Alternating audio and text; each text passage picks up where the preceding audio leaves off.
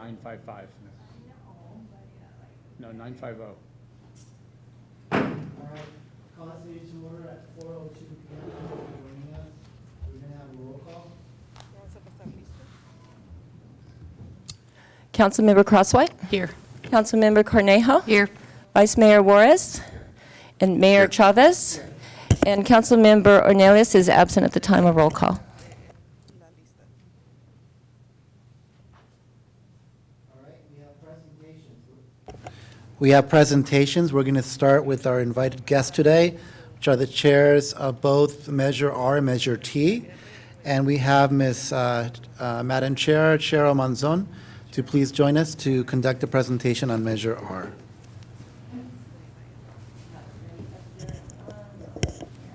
Thank you.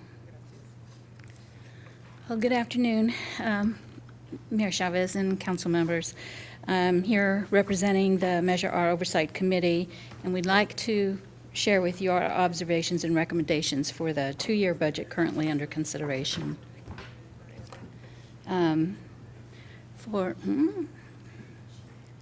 This way, right? Okay. So we started off our deliberations by reviewing the language in the ballot and then prioritizing based on the positioning of the language. And as you'll see, we then aligned that with the projects that were provided to us in the budget exhibit. You will see that, sorry, let me rephrase that. What we did was align it to the priorities that were given to us in the FM3 and the city surveys, so that they fell into the language of the ballot. There were two notable entries in there, which were equitable distribution for all Santa Paula residents of the funds, and that the funds be locally controlled.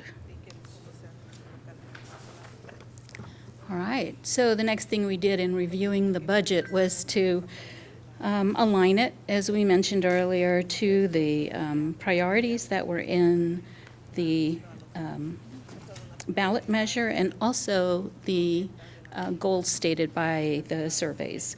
There were three notable items that were not, no submissions were provided for those. That included sinkholes, storm drains, drinking water, and youth programs.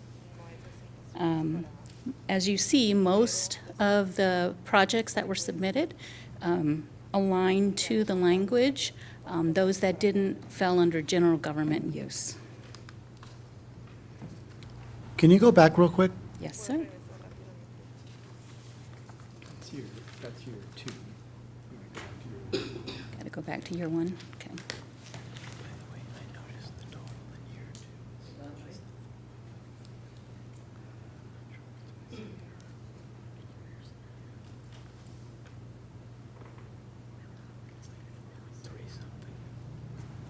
Okay.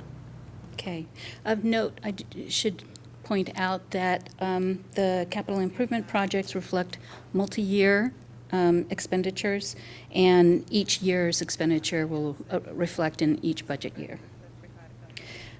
One of the great news that we did hear from Mr. Singer was that the influx of the Measure R funds will help to greatly expedite some of these capital improvement projects, so possibly by cutting by half the anticipated conclusion dates on those.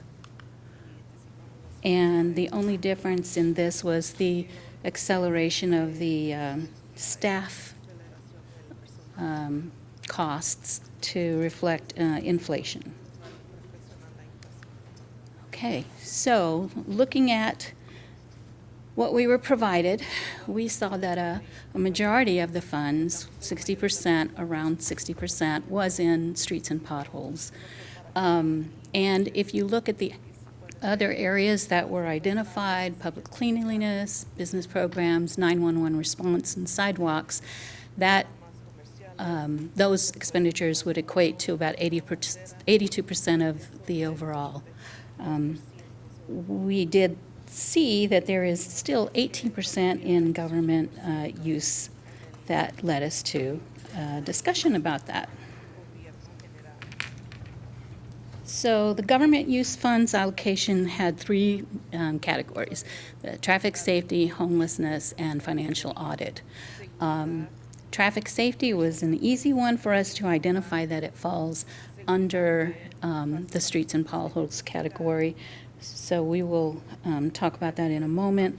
One of the other things that was brought up by one of our members was that we would like to have traffic lighting considered as part of traffic safety in the future. We did not receive any at this time, but we think that that is something to think about for the future.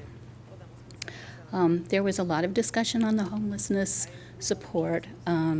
Measure R was asked to provide $500,561 to include the Spirit Homeless Shelter and the full-time city staff support to help with homeless initiatives.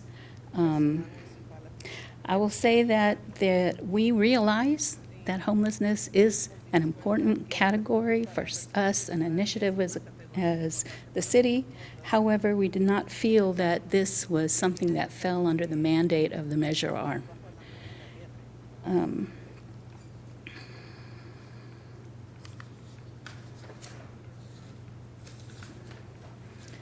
right. So our findings, our recommendations. So we do see, maybe I should go back and just point this out.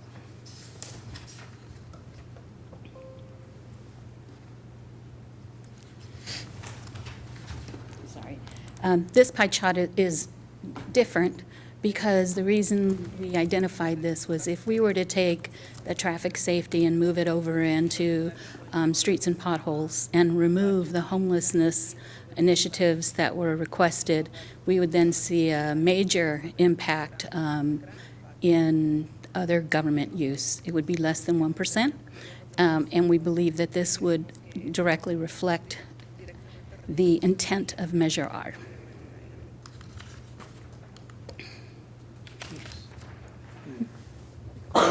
Did I go too far? I'll learn this thing sooner or later.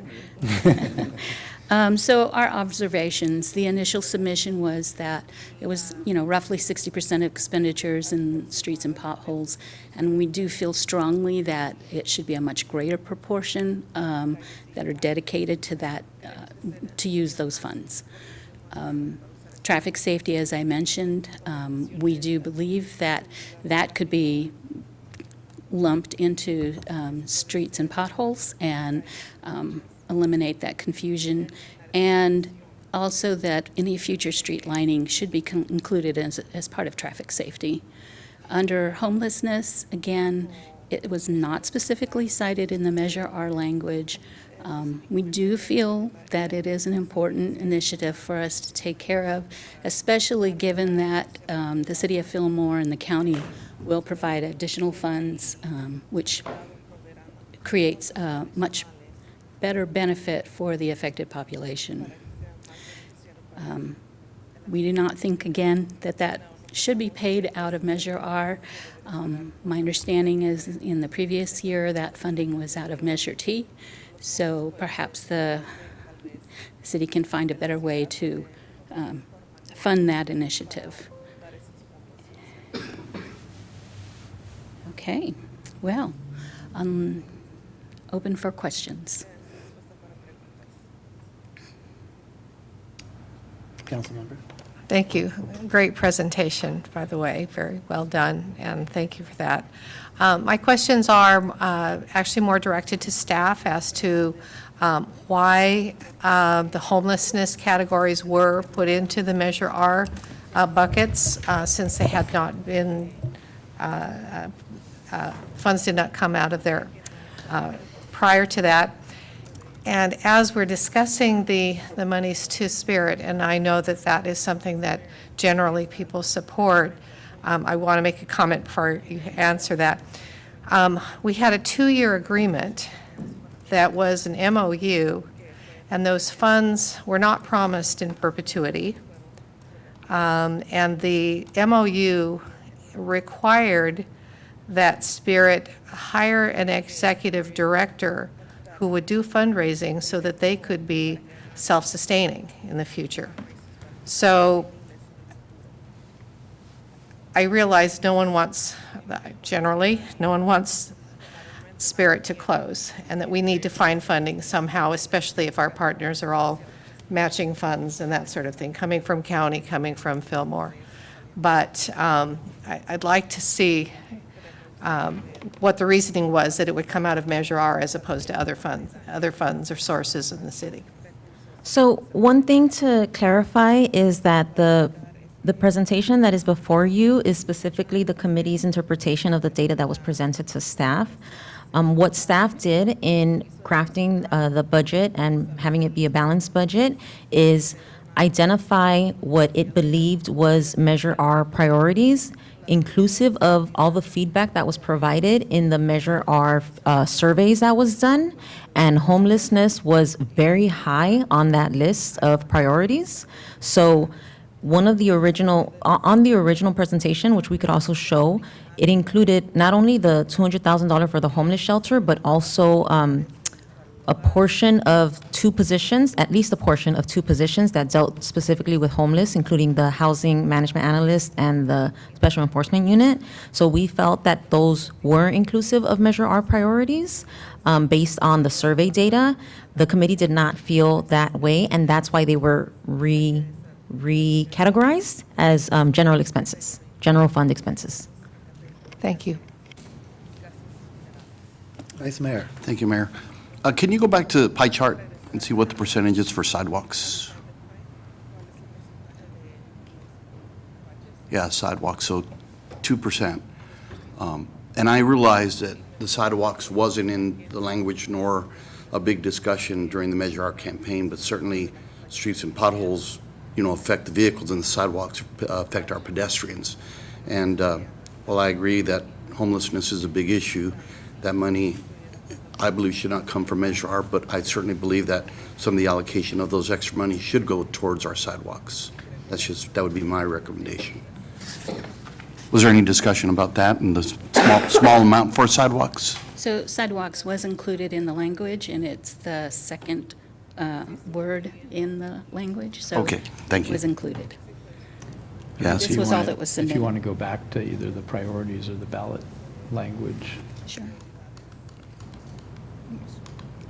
Oh, there. Thank you.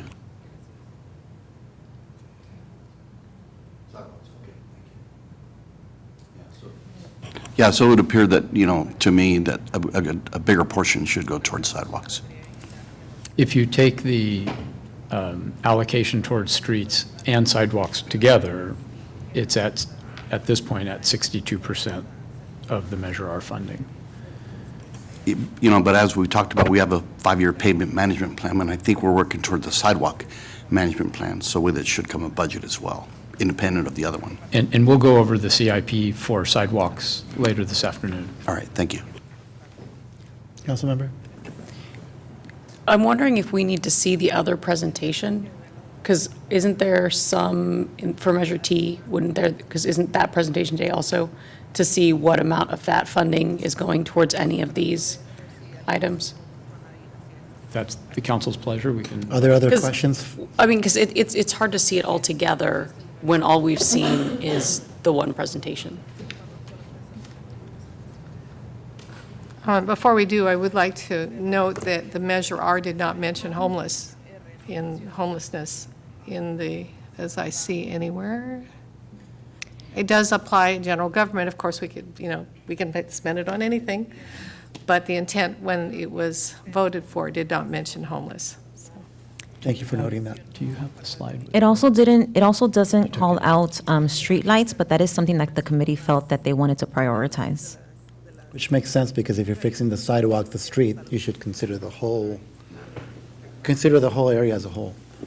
We can, Before we do that, can we go back, go to the slide that states that if we go based on your recommendations, then we would increase the percentage, right?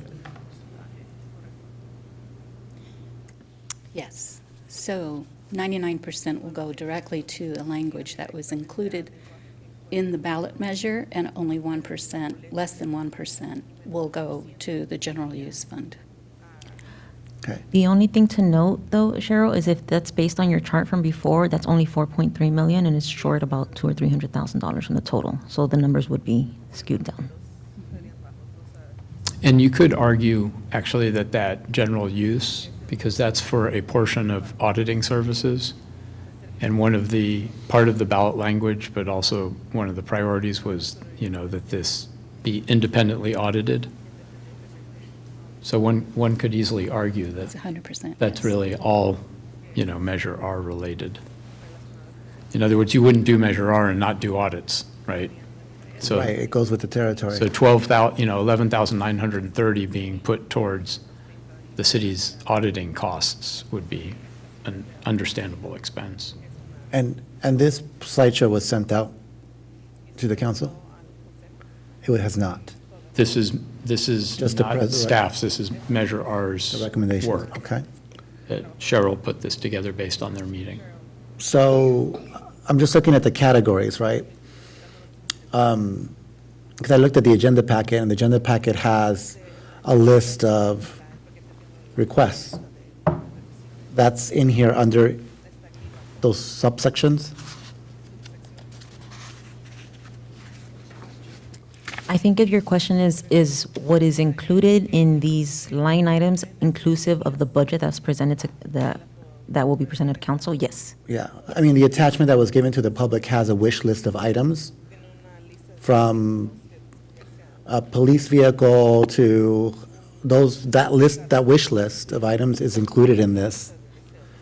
And so I think we should look at that list of what that includes. Those are the follow-on slides if you wish to go through. Okay, great. Now we have the whole picture, right? So do you want to? Do you want to go through those, or do you want? Do you Cheryl want to go do through it them? when you're? No, by all means, I don't think that we were going to present our presentation. I just wanted to call out the distinction between what was being presented, but feel free.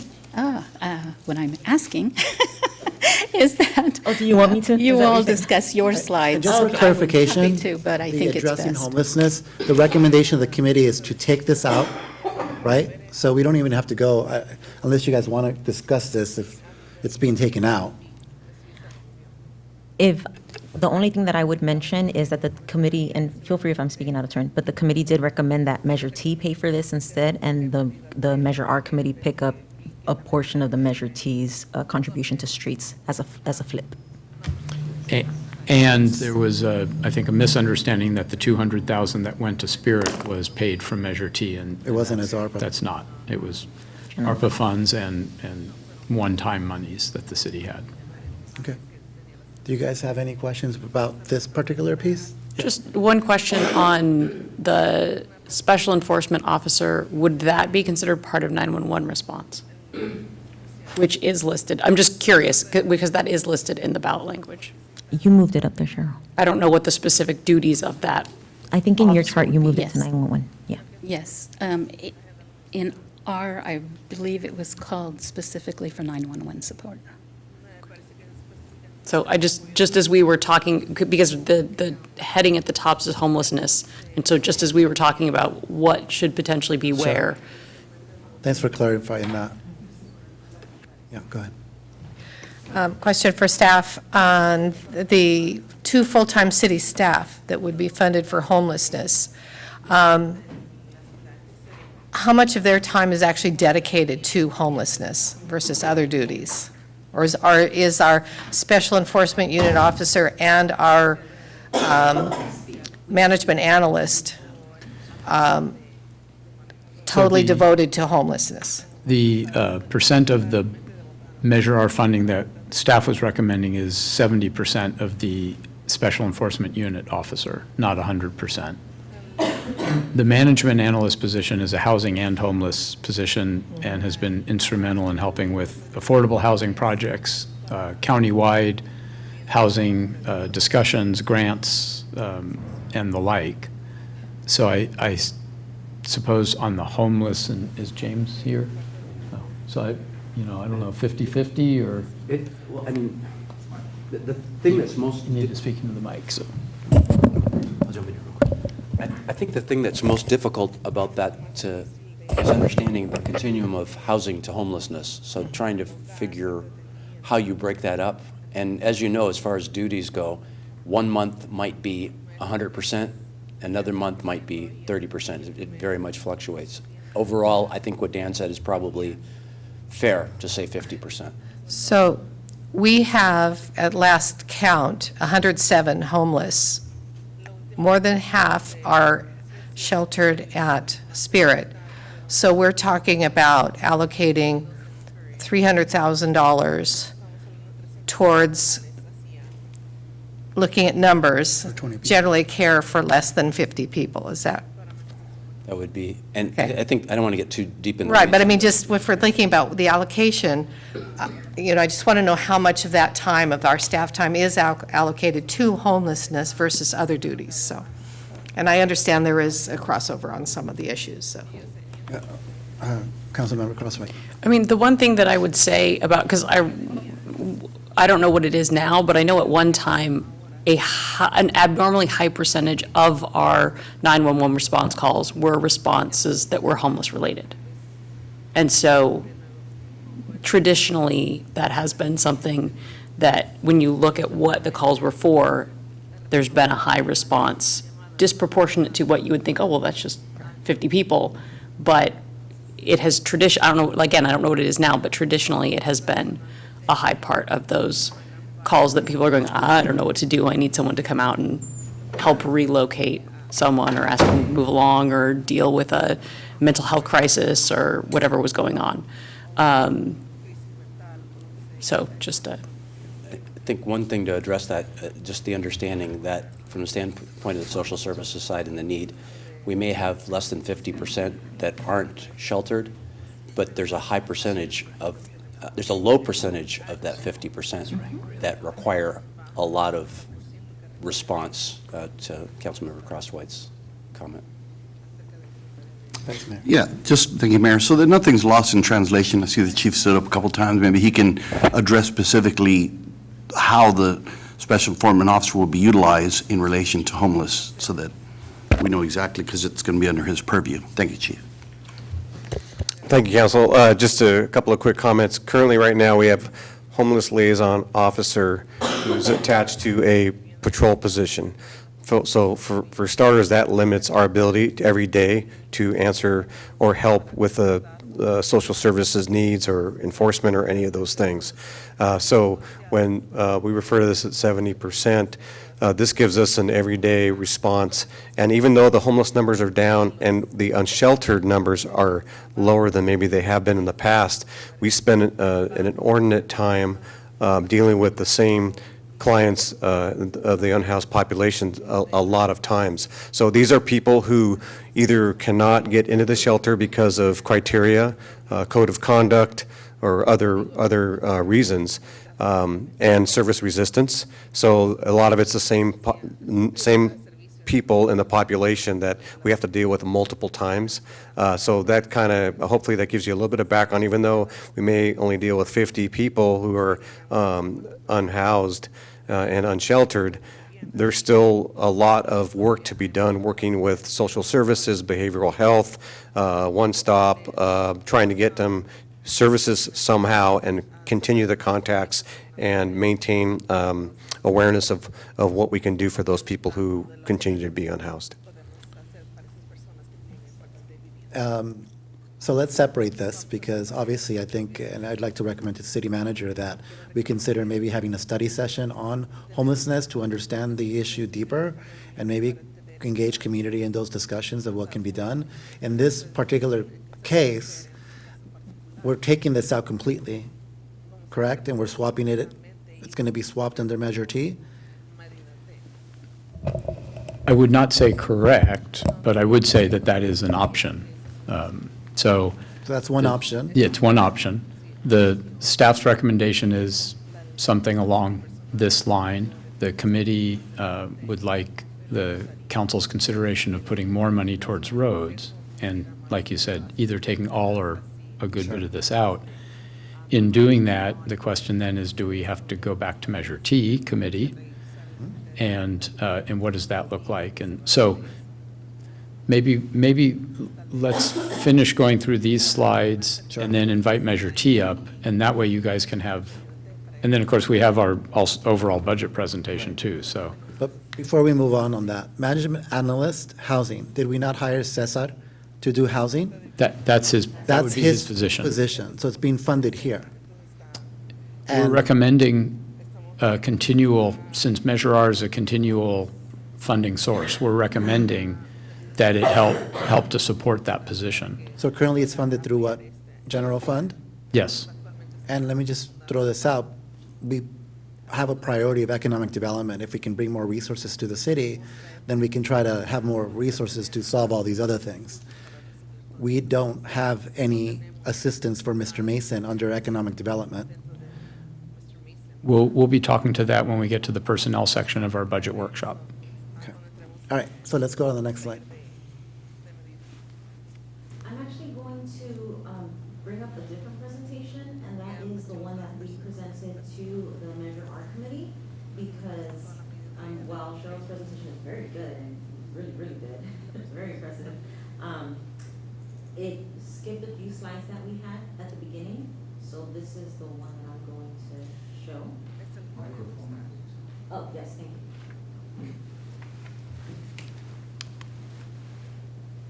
So we started with, again, the ballot language for Measure R, but we also focused on the survey that was provided from the commit, or to the community, and how emphasized how great and how a great need and some need was merged together into this final slide, showing the top 20 priorities as identified by the survey. And then we fit the budget request in line with these categories. So because addressing homelessness was 73% as extremely important or very important, the same with improving traffic safety and retaining local businesses, et cetera, that is where the proposed budget was derived from. Like we noted, the $200,000 for the Spirit Homeless Shelter would be matched for a total contribution of about $700,000 or more. What was noted in the picture is that those are in-kind donations, but the City of Fillmore, City of Santa Paula, and the county were fulfilling the entire request of the operating costs, not related to in-kind donations. It sounds like that might be a conversation that council's looking to have. The two full-time staff, as we already discussed, was the management analyst and the special enforcement unit officer. And then we went on to cleaning up public areas. We talked about the requests that were coming from completely the Parks Department for a new vehicle that was replacing a 1991 truck. So, Parks, as you all know, really stretches their funding. So while it sounds like a lot of money for $200,000 in software supplies and minor equipment, it's their custodial supplies, some new equipment, including the little robot on the top, and then 2 full-time city staff and part-time staff. The part-time staff was Recreation Leaders 1. It was not Rec Leaders 2 and 3 or Rec Leader Coordinators, which are more youth-based, which were covered by Measure T, as they had the youth category specifically. We then went on to the Improving Traffic Safety CIP projects, which one of the things to note is that these were the funding requests by staff. So when we talk about allocating more money for sidewalk, that was the request that was submitted by staff as needed over the next fiscal year. So it was $300,000 total for improving traffic safety for citywide traffic signal upgrades and crosswalk safety improvement. That, to me, seemed in line with improving traffic safety. And then for street paving, and I apologize to them and I'll apologize to you, I should have put this along with this total $2 million, of which 1.7 from Measure R and 100,000 from Measure T, 200,000 from the general fund, is merged with this $1.95 million for the slurry seal pavement. I know that this is a point of contention for us, having two different projects, but as we've discussed in the past, the different funding sources can pay for different types of pavement work. One is the slurry seal pavement rehab program, the other is the citywide preservation maintenance. These two amounts combined total for just shy of $4 million, doubling the amount that is being contributed to streets. That is not the total for streets and potholes. We also identified $382,000 for a lot of equipment that is being requested from the streets department, a lot of which will help them do in-house work, including a compressor for their jackhammer, infrared asphalt repair, a crack seal maintenance trailer, and things that are identified on pictures, because I'm a very visual person. So the words don't mean much, but the pictures definitely do. We went on to discuss let me go back because I did miss the $100,000 for repairing sidewalks. That's not the total. That's just the $100,000 from Measure R. There's $250,000 from the local transportation fund. While the thought could be, well, let's have Measure R pay for all that $350.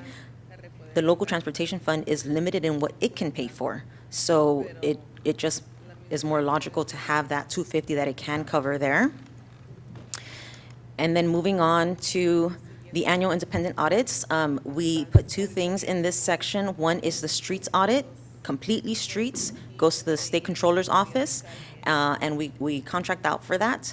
And it's about $3,000, and then the rest is 10% of the regular audits.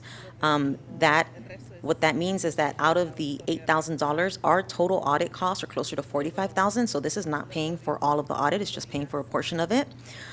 We also have retaining local businesses. Right now, we are in the process of recruiting for a business license accounting specialist, but one of the discussions that was being had during budget time, especially because that position has been frozen and has been saving so much, it has been such a significant savings to the general fund, because it's all general fund funded, was shifting to having an automated system, not having someone in-house that would be able to answer those questions, because a multitude of reasons. So we felt that that was something that was justifiable as retaining local businesses for the benefit of local businesses, and thankfully the committee agreed. Likewise for the Business Roundtable and other economic development, $20,000 for their monthly or bi-monthly meetings. And then we identified maintaining 911 emergency response as canine tracking schools. A partial funding of one vehicle, Measure T was paying for the other $70,000 in year one. And then in year two, because there was a request, a third and fourth vehicle for PD, $22,000 for patrol officers training. That is not even half of the total officer training. It's just for patrol, because we felt that that patrol is specific to maintaining 911 emergency response. And then 2 dispatch clerks, which again, as you know, were vacant for quite some time. And so we then went on to explain how we've been relying on one-time development money and how that is not materializing this next year, as you can see in the comparison of the graph in red. And I told them the same story that you all hear every mid-year report about how we're relying on one-time money, and how when that one-time money doesn't materialize, how impactful that is to our funding. And then we went down to break down the totals by the general funds for equipment, for street pavement funding, and other general operating. But more importantly, we discussed for capital improvement programs only, how that increase is going from 1.8 million to increasing to 3.9 million, more than doubling after Measure R. And then we talked about their presentation to council. What we also presented to them, which is more than what is typically presented to Measure T or even to the committee or to the council, is dollar by dollar where the money was being spent, how it was being allocated, and where in line, where in line with the priorities that were identified in the survey, it tied into. So every dollar that was spent that in the proposed budget was tied into one of these categories, as was noted in the following slides. So I think the request, if I understood correctly, was to understand what our presentation was compared to the changes. So that's that presentation. If you'd like to move on to the Measure T committee? Before we do that, I want you to think about what the public sees when we put out an agenda that has this information. The agenda packet, that's 35 pages long, that the public sees. When they go down and you see, oh, Measure R, the first thing they're looking at is a wish list. F-150 truck, police vehicle, park maintenance. We have to do a better job in letting people know that we're spending X amount of money total on Measure R, and this comes secondary because it's a small piece of it. And I say that because when people see and they pull agendas, they're looking at what these you put the smallest priorities first in the packet. And I think you should put the bigger picture that you explained just now, and it makes a totally different, it makes a difference. It tells a better story about what the priority is, right, and the percentage of what's being invested. So I really appreciate you clarifying that, and then just take that into consideration when we're doing this kind of allocation, especially because the public is just looking and they see things that are not prioritized to them. Does that make sense? I might add to that comment that, in hindsight, having the Measure R committee meet not only on Monday night, two days ago, less than 48 hours ago, but for the first time, and all the work that they've done to bring their message forward is pretty remarkable, and it wasn't really reasonable. So I want to applaud them, but to your point, Mayor, in the future, we need to do a better job of giving ourselves more time so that the material helps speak for itself. Yeah, and the committee, thank you so much for your leadership and making that possible, because that's the whole point of going through the process and making sure your voices are heard as well. Yeah. Little anticlimactic after that, however, just a couple small things. I noticed the request for K-9. Has any request for those funds been made to the Police and K-9 Foundation, so that's not would not be one of our expenses? So that could be something that could even be removed from our budget. Yes, we have some training that we're looking at, and we have notified the K-9 Foundation that we will be reaching out to them soon to see if they could cover the expense of those trainings. Because I believe they probably made about that much money on their K-9 dinner, which is the purpose of that. So that's one way we might have a small savings. The other is the Business Roundtable. Is that our share? Is the chamber paying half of that, or are we covering the cost of the Business Roundtables? The 20,000 that you saw in that slide, and you'll see in the budget presentation slide, is inclusive of all economic development activity. It includes the roundtables and some of our business outreach, the Business Connect program, membership to a couple of organizations, any training or seminars, that sort of thing. Anything that I missed? And my last comment is a compliment to the committee. It's pretty daunting to have to make a presentation to council in the time that you have, and in addition, perhaps be at odds with recommendations that are coming from staff. So it looks like your intent and working together is to hold true to the purpose of your committee, and I appreciate that. I just want you to extend that to the committee as well. So thank you.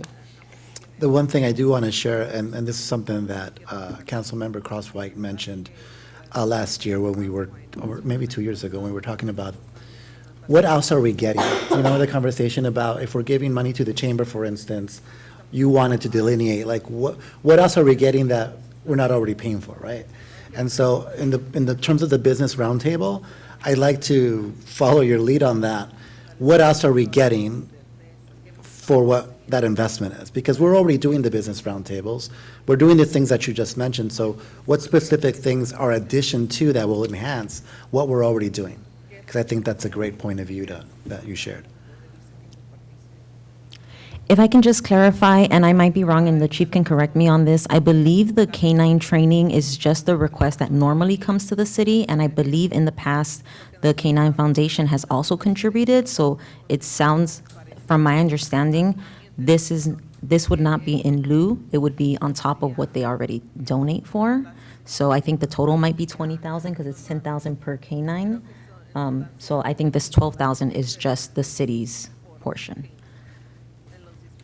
Yeah, so what we do is we look at our training budget for the canines, and we use that money that we can apply to that. And then where any deficiency happens in those accounts, then we turn to the Canine Foundation and request for those trainings to happen. But they are costly trainings.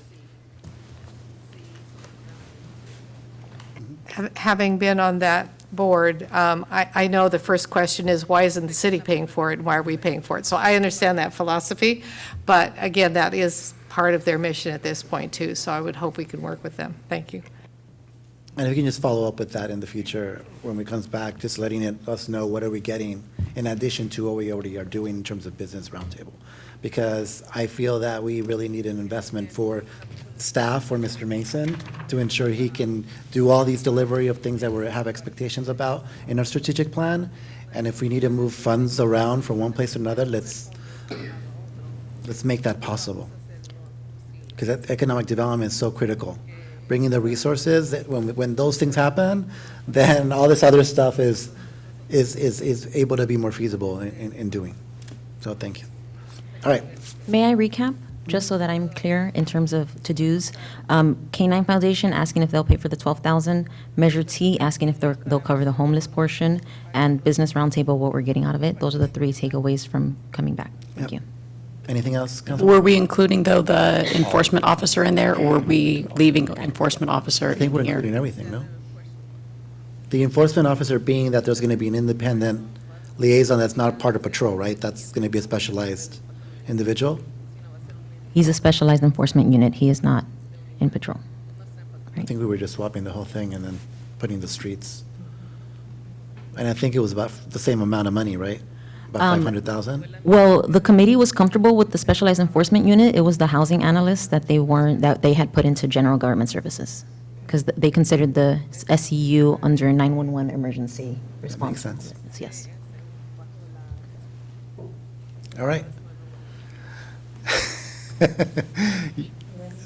You're more seasoned, so you've been through this before. Thank you so much, Cheryl, and please relay to the committee how appreciative we all are for their service to their city. All right. Good evening, Mayor and Council. My name is Alice Straits. I'm the Measure T Committee Chairperson here tonight representing the committee's opinion on the proposed budget and use of Measure T funds.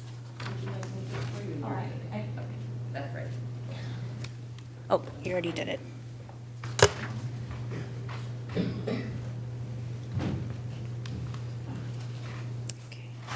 City staff has informed the committee that the revenue for Measure T sales tax is anticipated to remain at $4.5 million in the next fiscal year, with a slight increase in year 2 by 2%, or $90,000. On this chart, you will see the proposed distribution percentages of those funds across the top categories identified as Measure T priorities. Generally speaking, the distributions are in line with prior year splits, with one exception. That is the amount of funds being committed to street repair. With the introduction of Measure R, the committee now feels there is an opportunity to increase the amount of funding towards youth programs and much-needed equipment for police. As such, the previous distribution of 27% to streets has decreased to 20%, which the difference going to the police and youth. That does not mean streets will be in great need. In fact, staff has informed us that the proposed overall budget includes a doubling of street funding, which Measure T will continue to contribute to significantly. For the slurry seal program, for example, $800,000 is recommended in Measure T funding, and $100,000 going to the citywide preservation program. This will be a total of $900,000 contributed to streets from Measure T, or about 23% of the new overall pavement management plan program budget.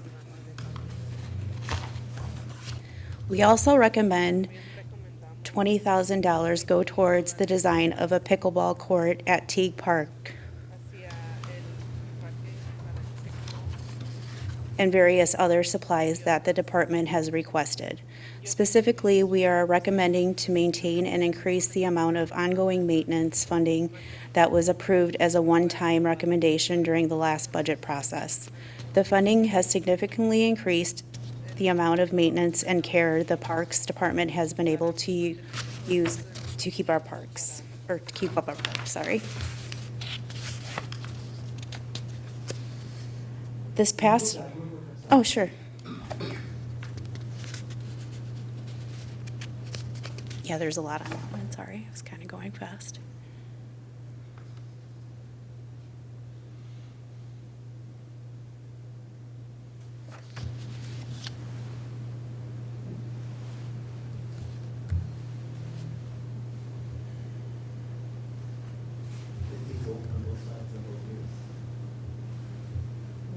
I believe so, yeah.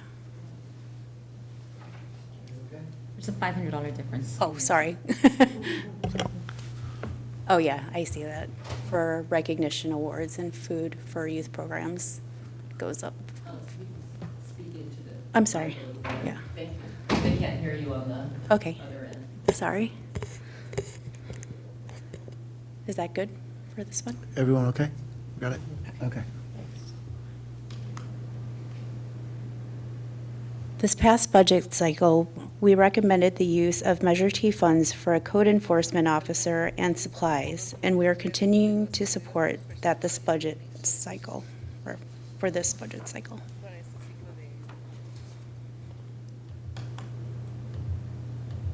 And lastly, we are recommending, aside from the personnel costs and PD, that we begin to invest Measure T funds significantly in the technology that is needed to maintain our police department, including one vehicle per year, as well as the ongoing cost of the CAD system and the Axon cameras.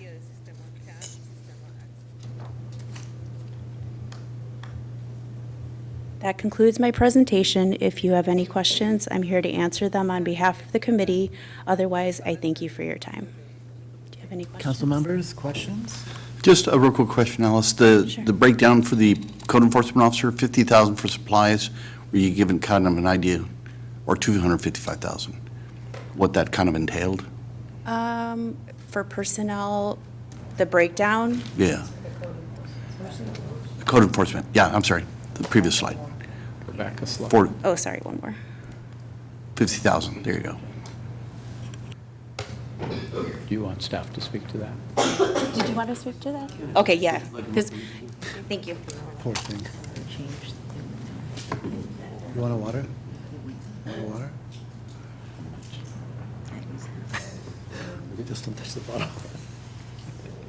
So Should I bring that up? supplies really relates to just personal protection equipment and things that they need on site, everything from paperwork, flyers for red tags and things like that. So a lot of stuff that they carry in their truck, depending on what they need for code.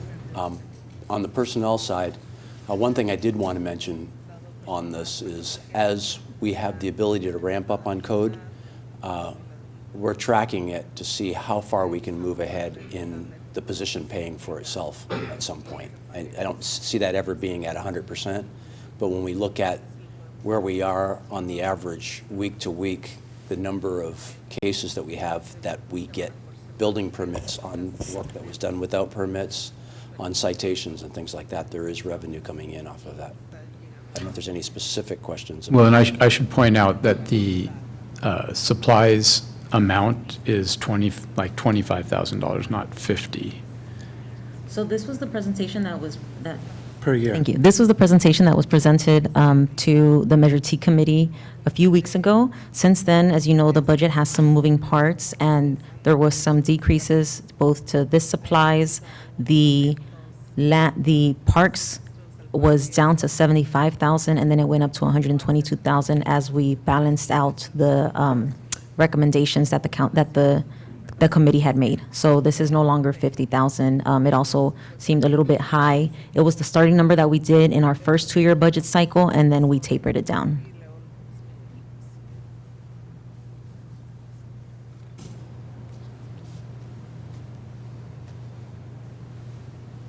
There were only 5 requests, right, from departments? That- For Measure T? For Measure T? The Mark III, the sports park maintenance, youth programs, PD equipment, and special events. That hasn't changed, right? That's still from the slide in the packet that the public got? Sounds about right. Or was there anything else that was added? The focus has not changed. What is being requested in those categories is a little different. For example, they're now supporting the technology for Mark 43, the CAD system, et cetera. Those weren't previously funded. They weren't previously funded, period, because it used to cost $26,000, and now it's an $80,000 software. And so Measure T is supporting that in line with that police safety and all those categories that you mentioned. And I should just point out, the added cost for park maintenance is not inclusive of the sports park. That funding would be elsewhere, not from Measure T. It's still needed, as you'll see when I do some of my presentation. Any other questions? Seeing none, thank you very much. Thank you. Alice, for your presentation, really our appreciation to the committee. So now we have both, right? Right? Nice compliment and lead into our overall budget review. And what we thought we would do is have Ms. Ramirez start with the revenue outlook, because that's a fundamental part of what our ability will be to produce a balanced budget to you.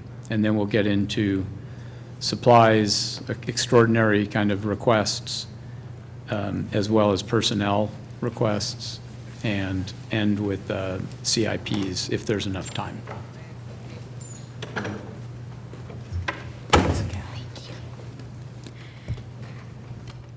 You want to be at the podium? If it's all right with council, I have my notes here on the laptop, if it's You want to okay for me to. scoot over so they can see you? Perfect. Thank you.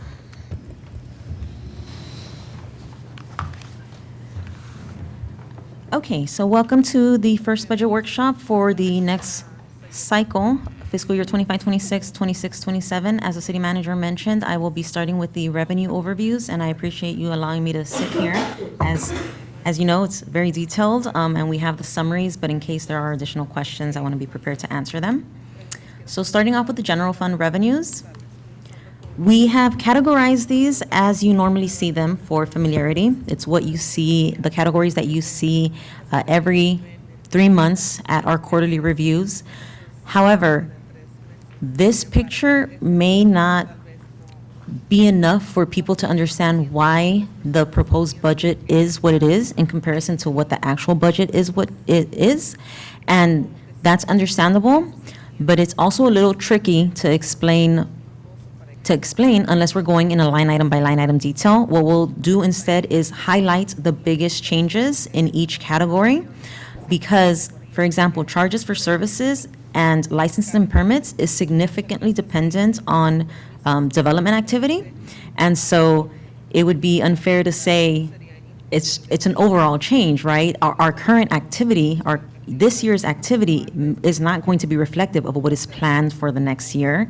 And that's really what this budget is. The budget is one of two things. It is based on historical information and based on what the needs, or in this case, the revenue is going to be in the next budget cycle. So generally, however, you see that there is an increase of going from 23.2 million to 26 million. Now you might say, wait a minute, Measure R is 4.5 million. Why isn't it going up 4.5 million? It's because, as we've mentioned in the past, we had and have had a lot of one-time revenue over the past few years, and that is not being planned for this year. It is being planned for fiscal year 26-27, which is why you see an influx there of an additional, 2.2 million. But again, not for 25-26. So starting off with with charges for services. This is a perfect example. Plan check fees, as we've discussed in the past, the development activity goes through a process, right? And it starts with plan checks, it moves on to building permits. I'm so sorry to the Economic Development Director if I'm saying this incorrectly, but there is a timeline of when the revenues come in. You'll notice that for plan check fees, that revenue is high this year. We came back to council and we said, this project started sooner than we anticipated it to, and so we have more funds this year than we anticipated. So our current budget is 1.1 million, 1.15 million. Our current adopted budget is what we think we're going to end at. So whether the activity is there or not, that's where we think we're going to end as of May 19th. In 25-26, we don't think we'll be getting almost all of the plan check fees that are being received this year. In 26-27, we hope to receive that again. We plan on receiving that again. But in 25-26, that is a decrease of $1.1 million in revenue. And so I won't beat a dead horse. You know this story. It is one-time revenue that we have continued to be dependent on. The same goes for the accessibility review. That's another $300,000 that we received this year that we will not receive over the next 2 years because it's not the same type of projects that we received $300,000 for this year.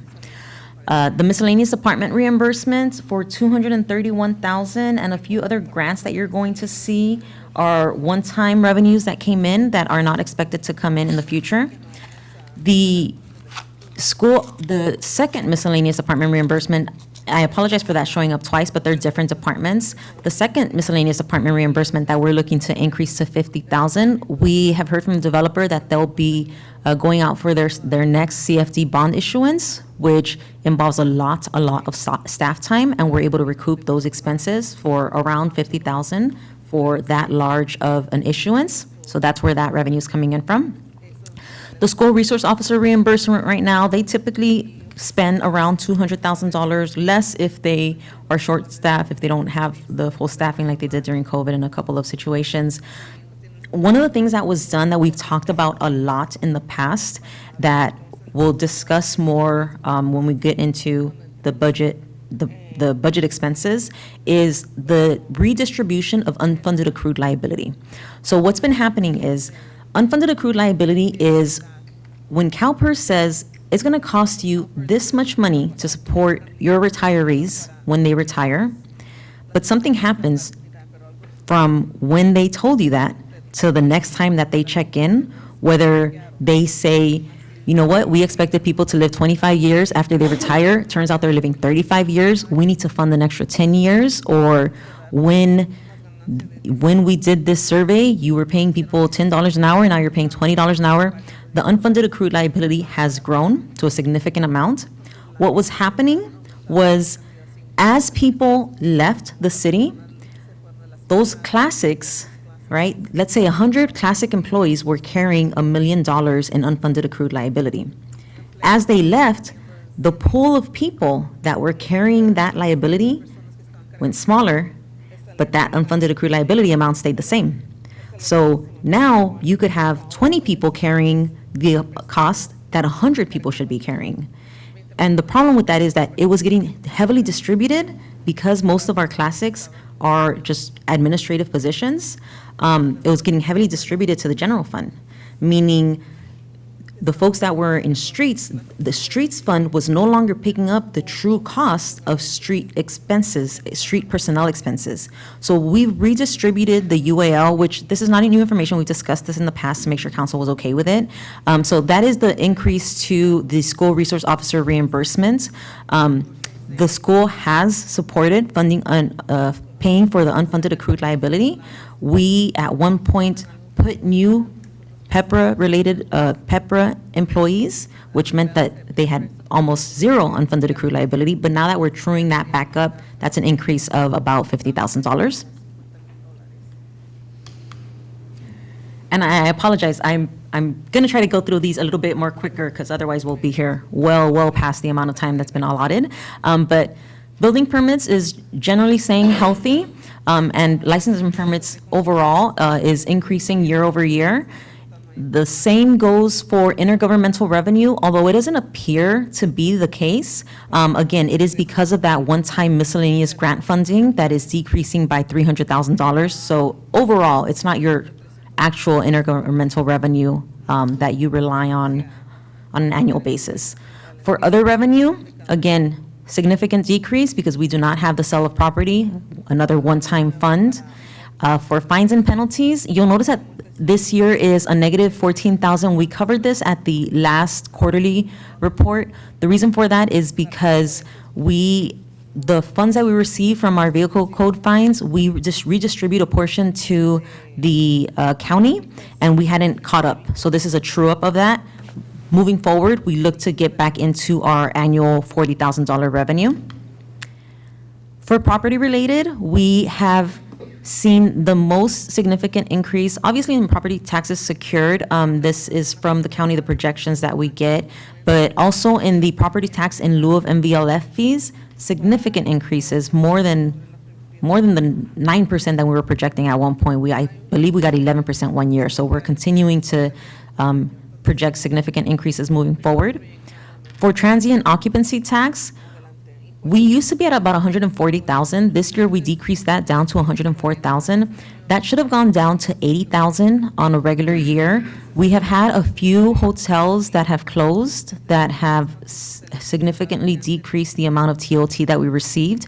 We were floating above for a while because we had one hotel that had a specific type of program that it was housing that is no longer there. So the amount that the hotel was bringing in is back to regular amounts, if you will.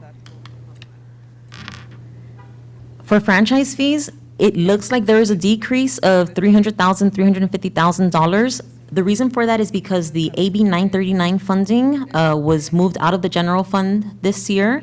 We may end up moving it back, but that funding follows its expenses, so it'll pay for what it can. Athens? Yes.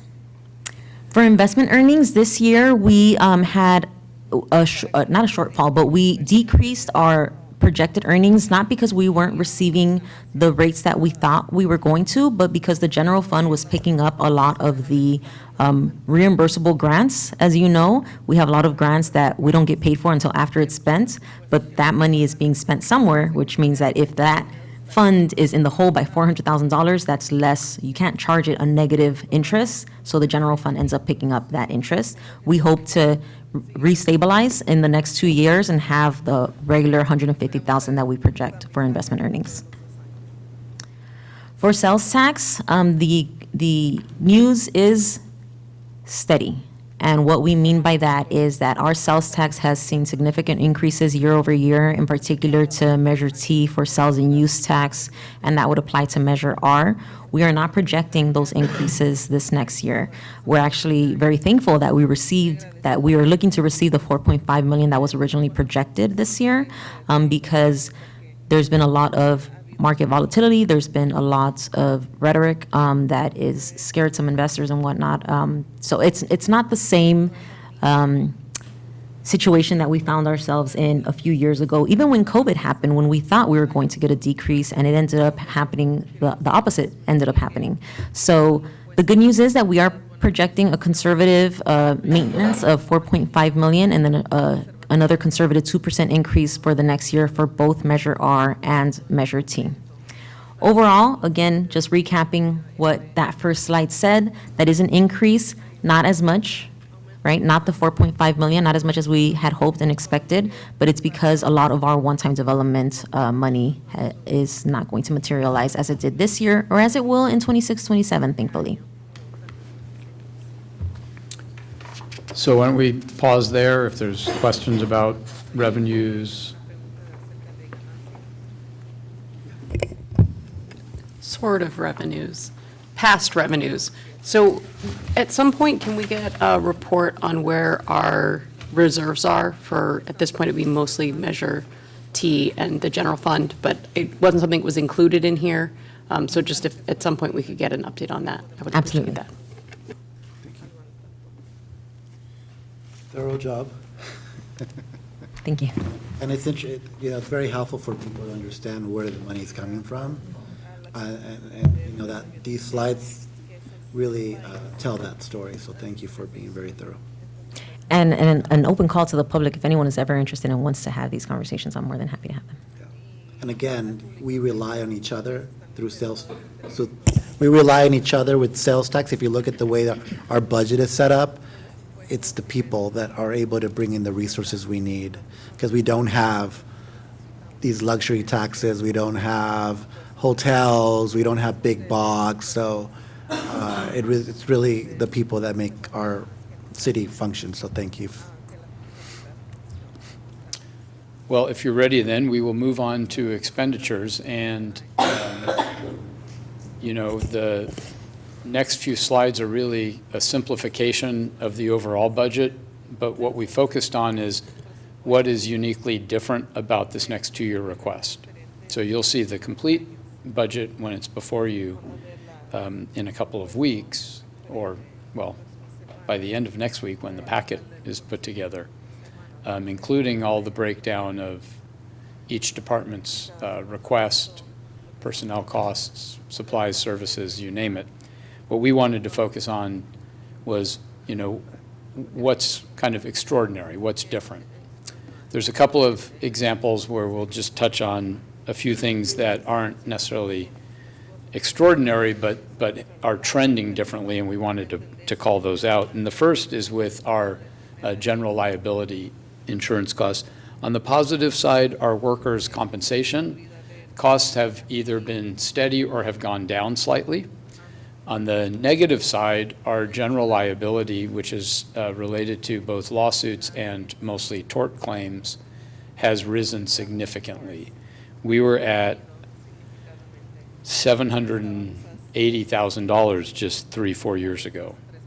And this last year, the year we're in, we budgeted $950,000. In reality, we're going to be paying out $1,050,000. And so we're projecting a further increase going into this next year now that the JPIA has given us their projections for this coming fiscal year at $1.2 million. So this is a troubling pattern for us, and one that I think we need to stay focused on when it comes to risk management. So to the earlier conversation about the need for safer streets and sidewalks, those are things that will also help reduce claims. Instead of paying out money in claims, let's pay that money back into our infrastructure.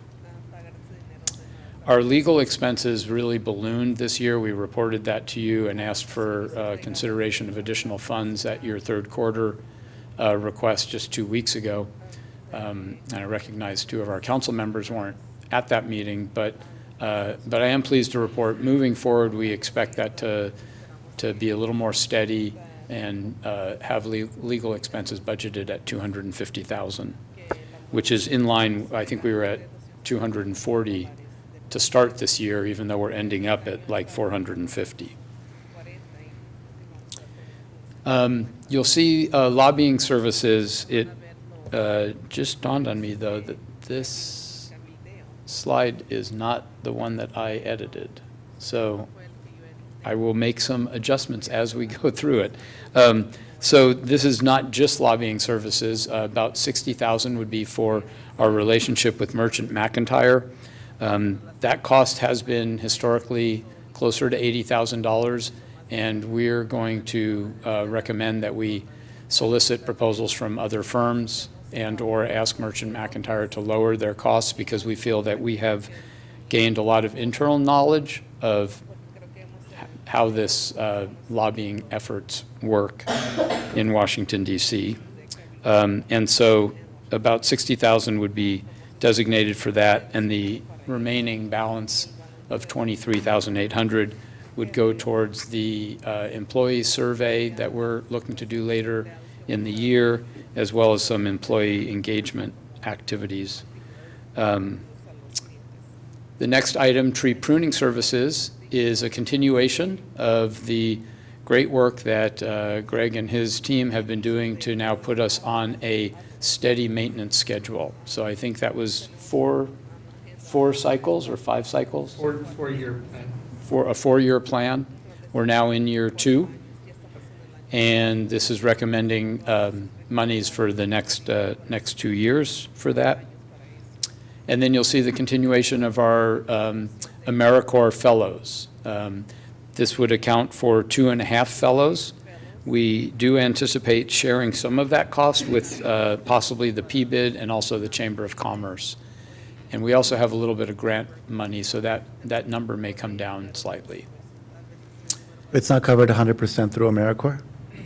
So AmeriCorps pays, they match the money that we contribute. Cool. So the fellow, we contribute $20,000 per fellow, but they're given more than $20,000. They're given something closer to $40,000 plus some benefits. Great. We have assistance for the city clerk budgeted for the next 2 years. Really, primarily, now that you have a records retention schedule that's been adopted, our next big push is we've got to go through our records and start to purge and dispose of things that are no longer necessary or digitize those. We're paying a lot of money to storage units. We've got storage all over the place, and we'd like to allow Julie and the clerk's office to help shepherd some purging of all of our departments, but especially starting with coordination from her office, but she hasn't had that capacity without some part-time help. That would either be part-time or temp help. You'll see website enhancements there. That is primarily for a citizen response system, often called 311 system, or commonly known as like a see-click fix kind of thing. People would have an app. They'd be able to go and report a problem like a pothole or a tree limb or a street light that's out, and that system then generates a service request for us. You also have technology and AI enhancements. We have been experimenting for free with some pilot services, or a pilot service that would do an internal AI system, and we're quite inclined to look to budget for that in these coming 2 years. It could be a really great resource tool in us doing research, but also being able to help with the generation of staff reports, memos, letters, et cetera. But in addition to that, some of these vendors are now having forward-facing AIs. You've heard of like chat bots. Some of them are very mediocre, but the technology is quickly advancing. And what we'd like is for the public to go to our website and be able to actually get access to a whole trove of information instead of having to just research or search for it online in a cumbersome way. Community engagement would be for the Zen City contract that the council supported back in December. That would also allow us to eliminate the relationship that we've had with Tripepi Smith, the public relations firm. We would still budget a little bit of money for using them for marketing purposes or special videos or infographics, things like that. But we would be ending that relationship because Zen City really is allowing us to do both the data. I'm not the expert in this field, but the social media data that we need, as well as helping us to engage with the community. That's the $12,000 for community engagement? Correct. There's $10,000 in each of the next 2 years for support of the new Art and Culture Collective. It's kind of seed money to help them get started. The expectation being that they'll also be looking for grants and doing projects in town and hopefully even looking for some fundraising. But this would help give them the support that they need to do that. It would not per se pay for art installations or new murals, but that is part of your strategic plan, so we can have that discussion. There's $10,000 for the Heritage Valley Tourism Bureau and also $10,000 for downtown banners. We've been experiencing with changing out our banners that more and more some of the hardware breaks. And so this $10,000 wouldn't just be for the purchase of new banners, It'd be for replacement banners, but also the hardware associated with them. What's not on this list is that James had reminded me today, there's a request for new permitting and code software. This would allow for us to have a interface with the public for permits and project review, planning, plan checks, et cetera. This was a priority identified not only in the Citygate report, but also in the council strategic plan. And so we're recommending support of about $40,000 a year for that. Some of it would pay for itself in both efficiencies and increased permit activity. And then also, we've asked for some monies to be put into more community outreach and marketing, and that was not listed on here, but the budget request is for around $15,000 per year. We don't do a lot of advertising or pay for bill stuffers, but we have a ready resource in our utility bills to be able to communicate with our community. So, for example, promoting our new monthly city newsletter, but every time we do a bill stuffer, it's close to $2,000, more than $2,000. And so we don't have a budget for that kind of thing. And so we're suggesting some kind of advertising, marketing dollars be set aside for greater communication. So those are kind of the bigger asks. Happy to stop there if there's questions on that slide. Yeah, go ahead, Vice Mayor. Thank you, Mayor.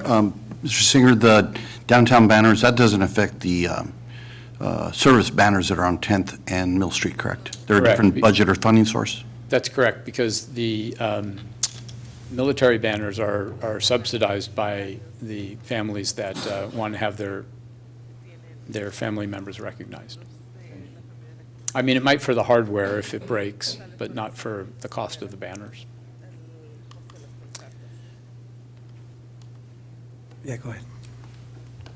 Sorry, Mr. Manager, I have a couple questions. One of them, I guess, is a comment on the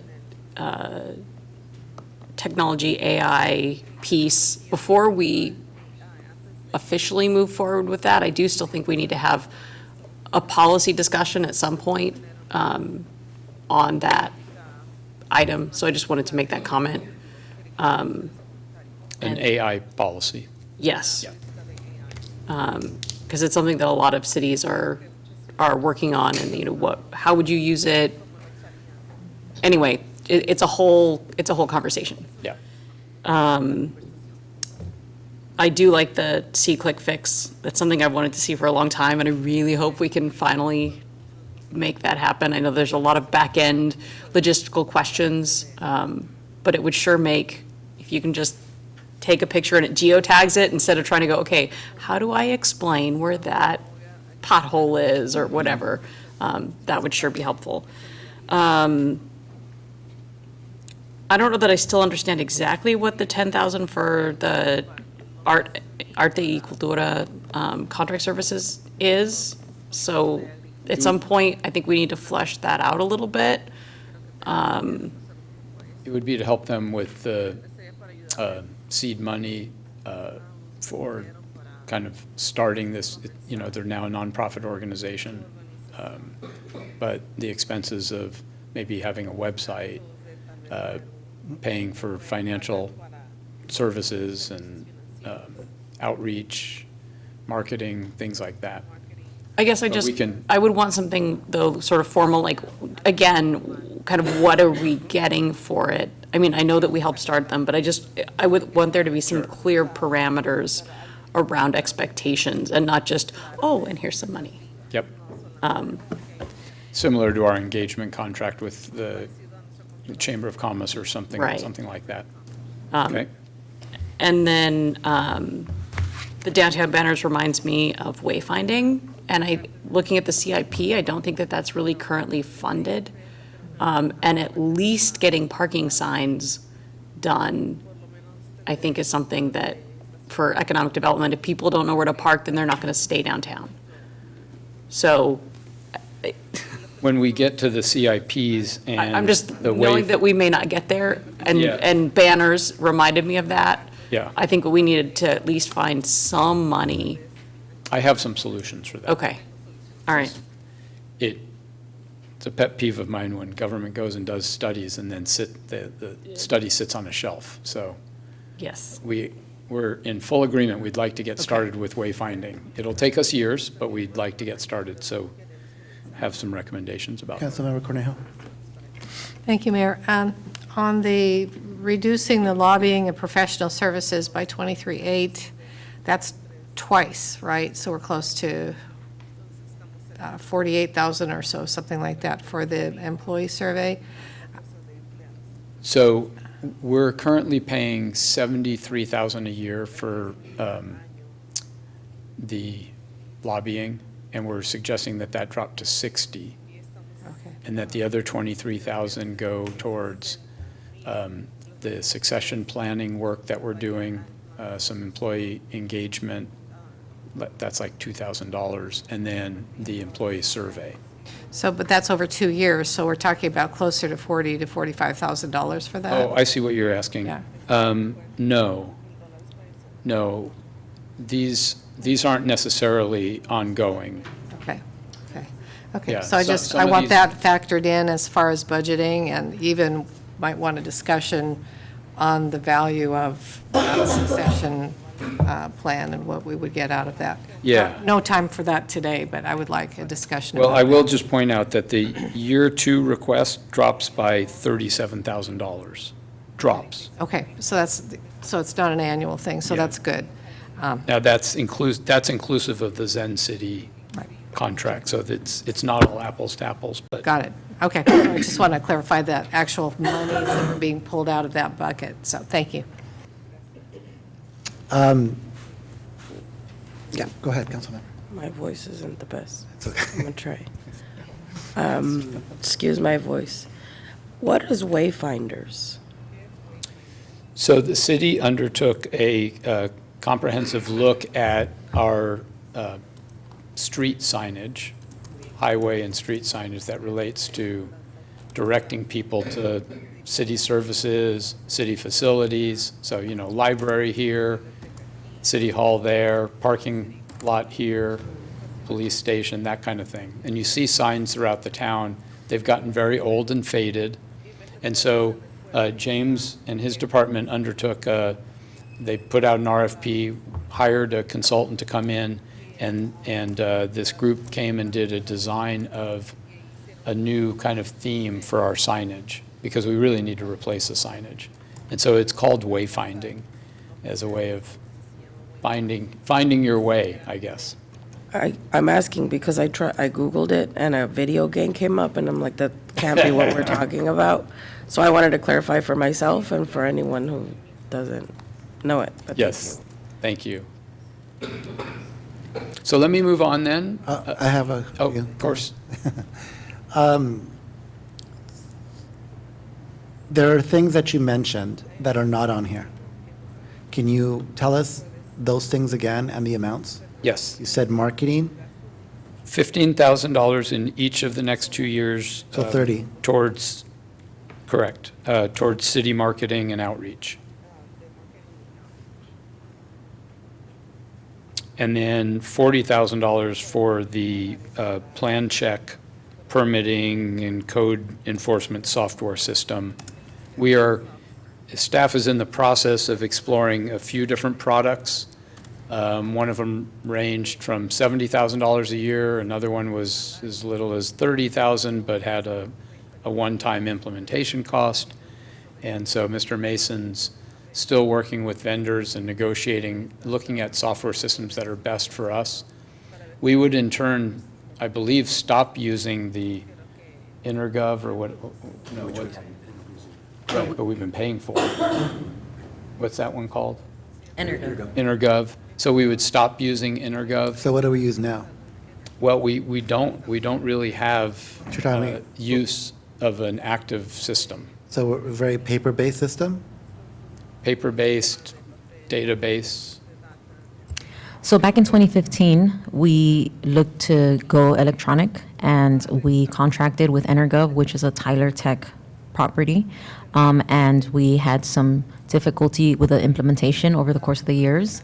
So we stayed paper-based, well, mostly paper-based. We hired someone that was really good with Access, Microsoft Access, so they have made improvements, but not their internal improvements, not to the outside of the public, that we want the public to be accessible to apply for things online, pay for things online, et cetera, and that's what one of this system would be. Okay. So plan check 40,000 total over 2 year. years. Per year, Per year, so that's 80,000 for 2 years. yes. And then what's the third one? Is That there- was it. That's it. Yep. If you would just come back to us, the website enhancements, I kind of want to know specifically what that looks like in terms of expenses, the Madison AI, what that looks like. And then the community engagement. The other thing I would mention is that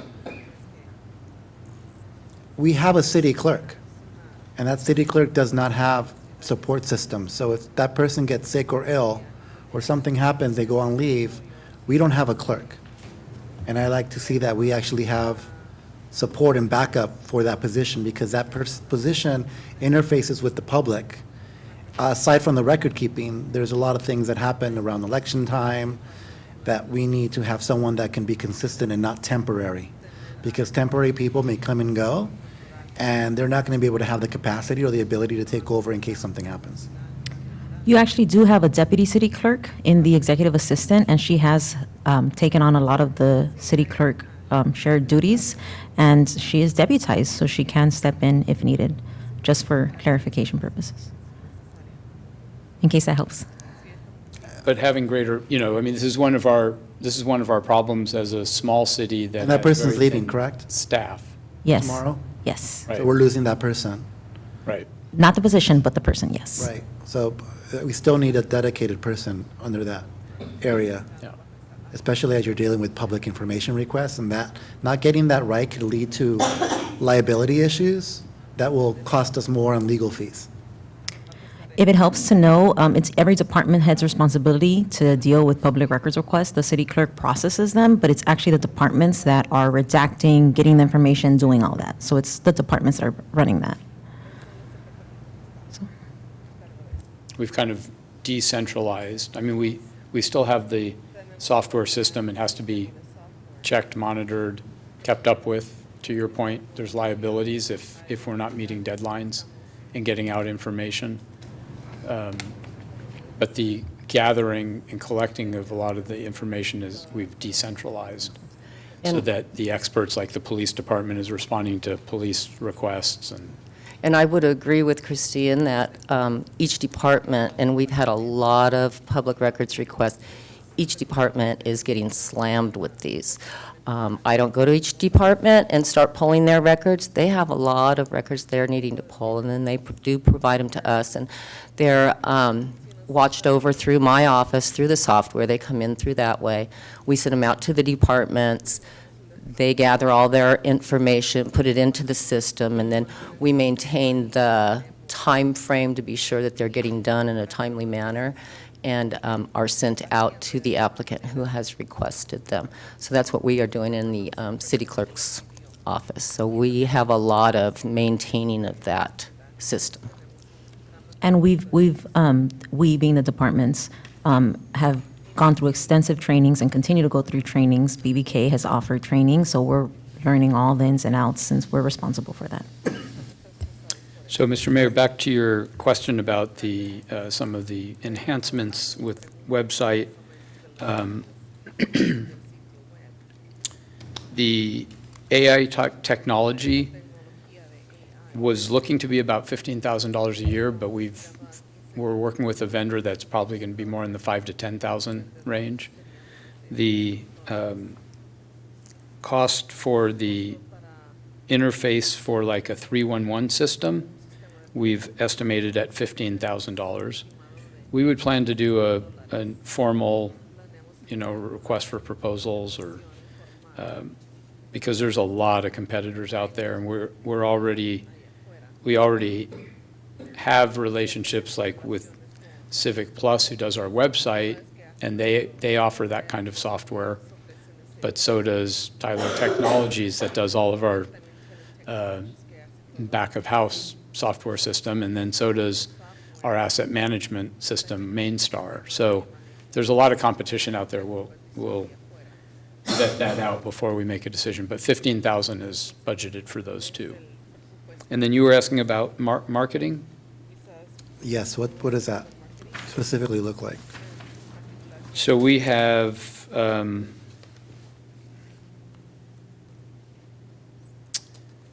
possible publications in regional magazines and/or billboards, bill stuffers, local ad costs, and that's what makes up the request for the 15,000 Per year? per year. Still a bit undefined because this isn't something we've really invested in before. So we're feeling like the monies that go into the Heritage Valley Tourism Bureau have not netted Santa Paula all that much attention. Now, recently, that has started to change, and we're seeing a lot of success that the rail bikes are having in attracting people from outside. We feel like that, for not that much money, we can probably do a lot more. So it really falls, we're saying it's marketing. It really falls in the category of economic development in bringing in tourists and bringing in visitors, in supporting our events and our attractions and things like that. But like I said, still a bit undefined. Thank you. So let me move on. You've already heard about the Measure T item, so I think I can go kind of quickly here. I would point out that of that Mark 43, about 80,000 of it is the ongoing expense. So a lot of it is getting the new system integrated, the transition happening, and purchasing the equipment necessary, which you also see there, PD equipment. That 70,000 in PD equipment is the laptops and the systems needed to integrate with Mark 43, because our current system just doesn't afford us the integration we need with the new CAD system. So we're going to want to make sure that the laptops that are in our patrol vehicles have access to that. There's monies that you heard from Allison about special events for our Parks and Rec department. That also includes Halloween, concerts in the park, movie nights, holiday events, et cetera. And then the park maintenance is really for all of our parks. It's not specific to the sports park. And the youth programs that you see here, these are also not new. This is monies for City Corps, the PAL program, maybe Yara. Does it include Yara? Yep, youth center. The youth center. So that rounds out Measure T. And then also, as you heard, the Measure R funds would go towards the vehicle request for Parks and Recreation, a part of the police vehicle, additional park maintenance supplies, more of the city audit, although I That's the think, total. I think that's, yeah, I think that's incorrect. yeah. How As much you is- saw before, it was that $12,000, not 41,000. And then here's the 20,000. It's labeled as Business Roundtable. I had added, but this didn't end up being the edited version, that this is really all of our economic development activity, not just Business Roundtables. The mandated training for police, and then also that canine tracking that Councilmember Cornejo was suggesting we try and get from our Police and Canine Foundation. And then we get into some of our enterprise funds. Nothing that's too remarkable here except for some requests for some new vehicles, especially the first purchase of an electric vehicle in our fleet, which you know is now mandated, and a fair amount of investment that we would anticipate. And we're doing a new rate study for our both wastewater treatment plant and our water system.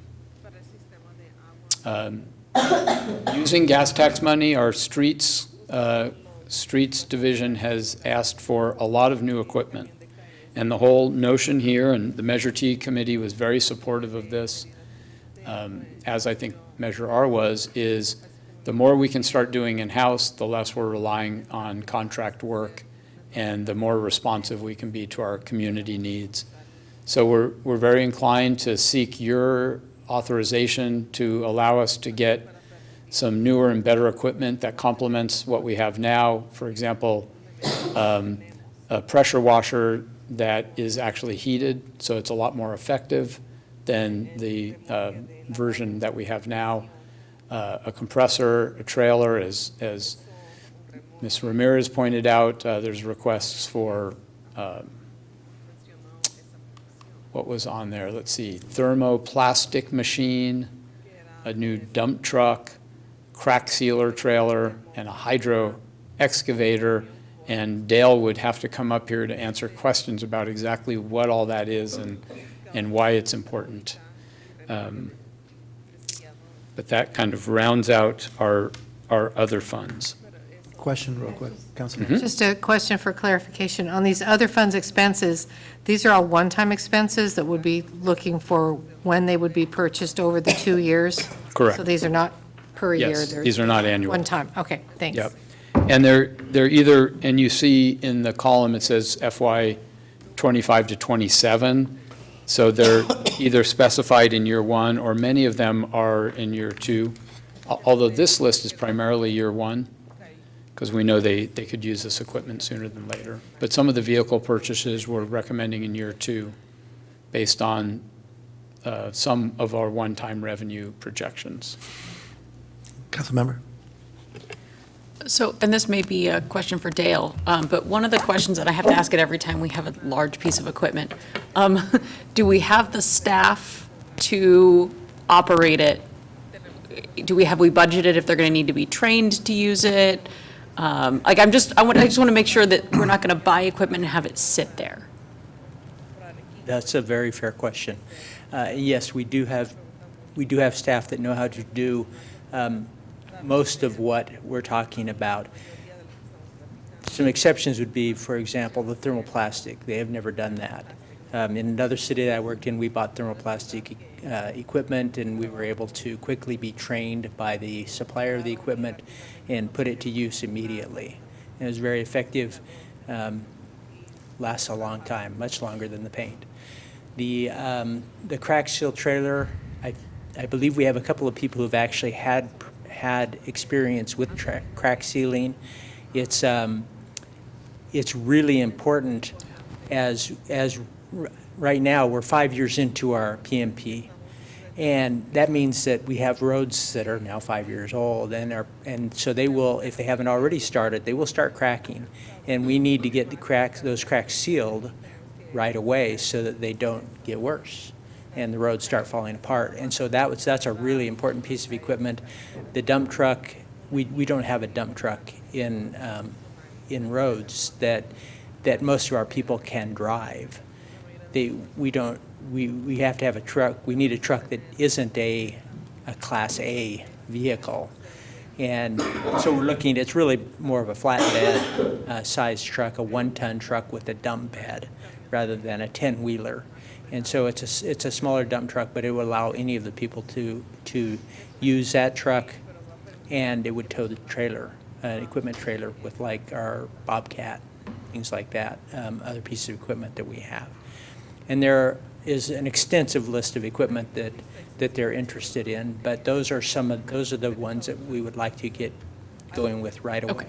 No, I understand the importance of all of those pieces of equipment. I just wanted to make sure that if we purchased them, that we were absolutely going to use them. Because I know that years ago, we used to do all of this. Right. And then I think 2008, 2009, somewhere in there, there were downsizes in staffing, and we've never gotten back around to being able to do it. So I just wanted to make sure, because obviously you're paying a premium if you're paying contractors to do all that, and so I totally understand. I just wanted to make sure we had the people to actually operate them, so thank you.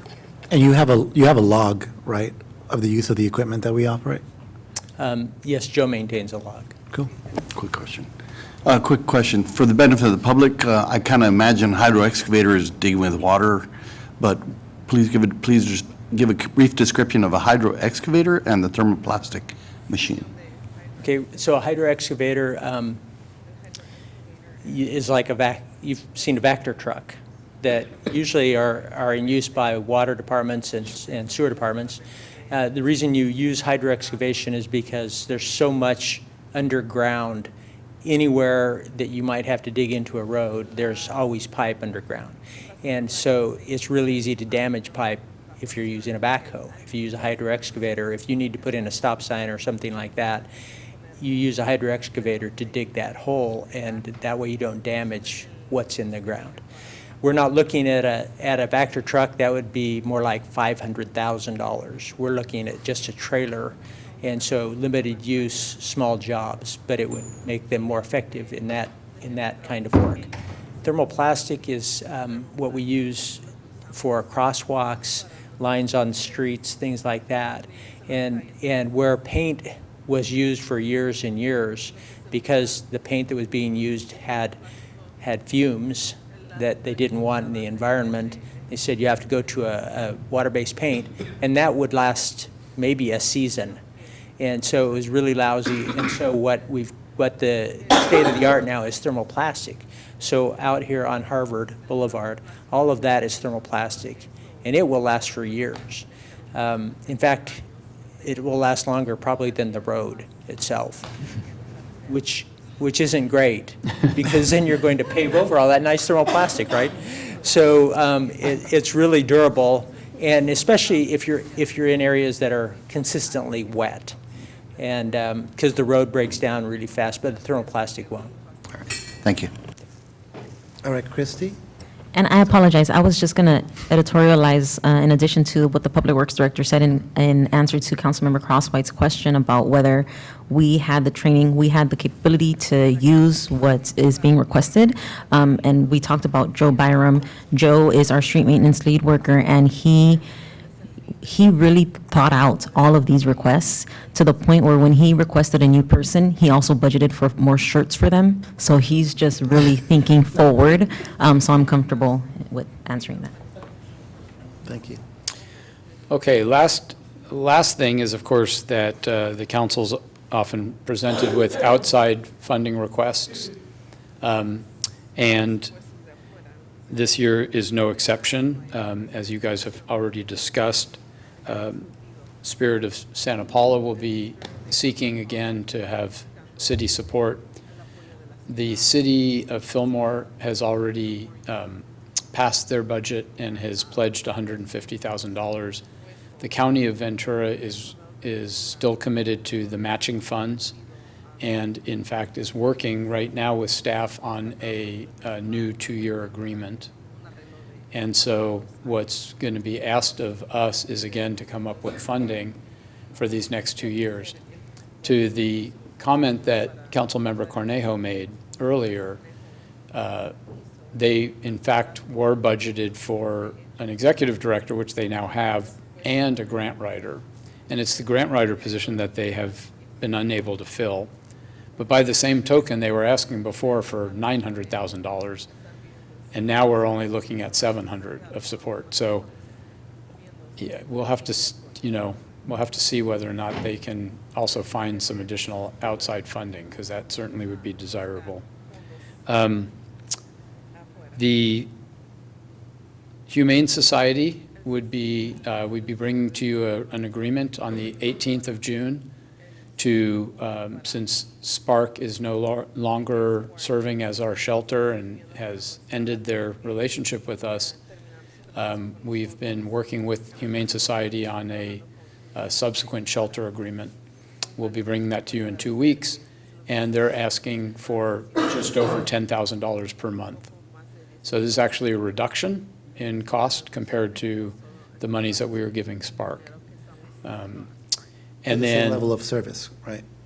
similar level of service, including outreach and things that they'll be doing here. And we'll go over that in 2 weeks. The chief is bringing forward that proposal. And then the Chamber of Commerce has been given funding the last 2 years with annual engagement contract. They're in discussions with staff again. They haven't produced that new engagement contract. They expect to have that to us within the month, but they are asking for the continuation of support. Some of that money would go back to them paying for one of the fellows, probably, because I think they're going to want 5, 10, 15 hours a week of one of our fellows, maybe 20 hours a week. And I didn't put it, Hold on, Mr. Yeah. Chairman. Just a quick question on that. That's, they would receive that in addition to the funds they receive from PBID, which also we pay them through PBID for the monthly servicing of that The- account, right? correct, the chamber is paid to administer Right. the PBID. They kind of act as the secretary, if you will, secretary treasurer, and I think they're paid $750 a month or something. Right, I can't remember, but Yeah. it's in that. yeah. To keep the books, to present the agendas, to keep the minutes, to produce the annual report, and help with the execution of some of the PBID's goals. The one other thing that I would mention, under the dues and subscriptions that the city pays annually to various agencies, LAFCO, VCOG, the League of Cities, EDC. you name it, all of that. There's a request that was made over a year ago, and the mayor and I have talked about, which would be to join the National League of Cities. It would come at a cost of about $3,600 per year. So at this point, I have placed that in the budget, but I wanted to point it out because I didn't want to take for granted that a majority of you felt that that was a priority. I have been members of the National League in other cities, and as with our League of Cities, it's kind of, you get out of it how much you want to put in. So it's the kind of thing that I think could be a very good resource if we take advantage of it. And I will note, as I think you may all remember, that we recently were made part of this cohort looking at early childhood development. We're actually the smallest city of 10 nationwide that the National League of Cities is administering. And so it does kind of look bad that we're a recipient of their support, but we're not a member. So I have budgeted for that, and I wanted to point that out in case the council was comfortable continuing that support. Can I add to the homeless shelter? Just additional information about the homeless shelter and the change from what was approved this year and what is being proposed next year.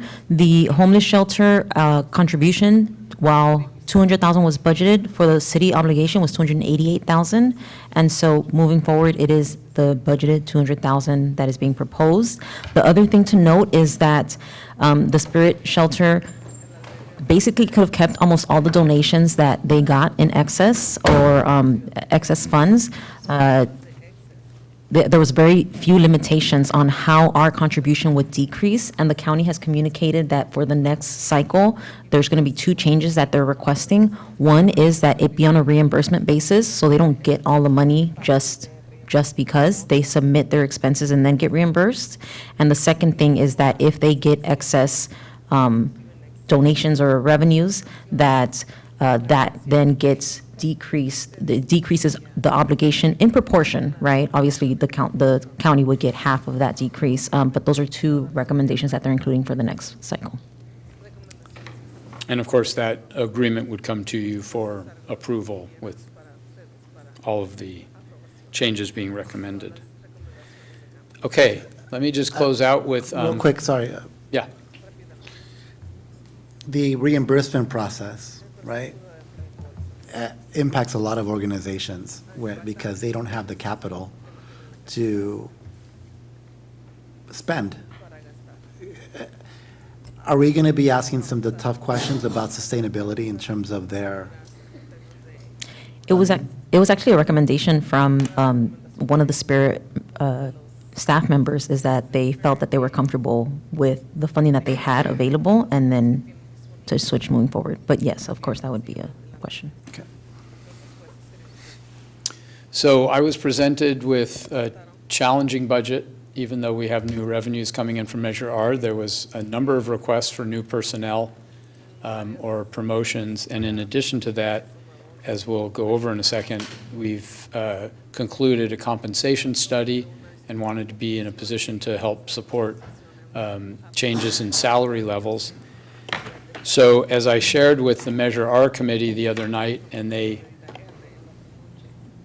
were kind of, I don't know, bothered by it might be the right way to say it, is, well, you haven't told us what we're not funding, right? So I'm sharing that information just so you know. There were a lot of requests.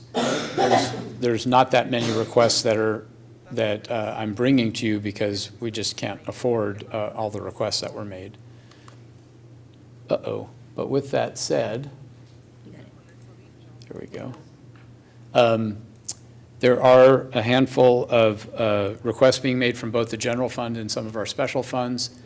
The first is for a full-time support technician in our human resource division in the second year of the two-year budget, not in the first year.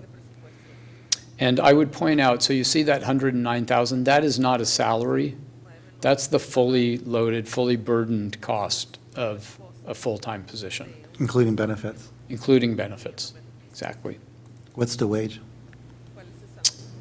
For a technician, top step, I want to say it's like 65 or 70,000. I don't think it was that high, but I don't know where it's going to land for Yeah, Christy can look it up. The second, as I mentioned earlier, would be giving some part-time support or some temporary help to the clerk's office. In finance, we're recommending that we reclassify. See, this is the old version. I'm sorry. We're recommending that we realign the payroll specialist to the accountant, to an accountant position. And you'll see the corresponding costs of that in year one versus year two.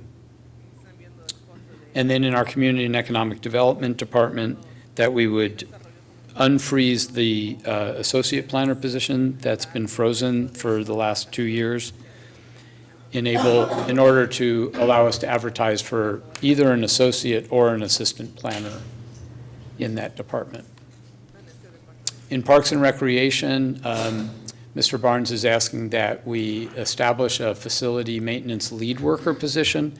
So there's already a supervisor in that division, but the division has continued to grow, especially in that it oversees a lot of part-time, like park and abatement specialists, and full-time staff, and city corps.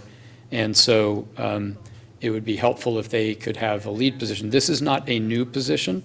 This would be an opportunity for a lead for someone within the department to be promoted into. And of course, that would be an open recruitment.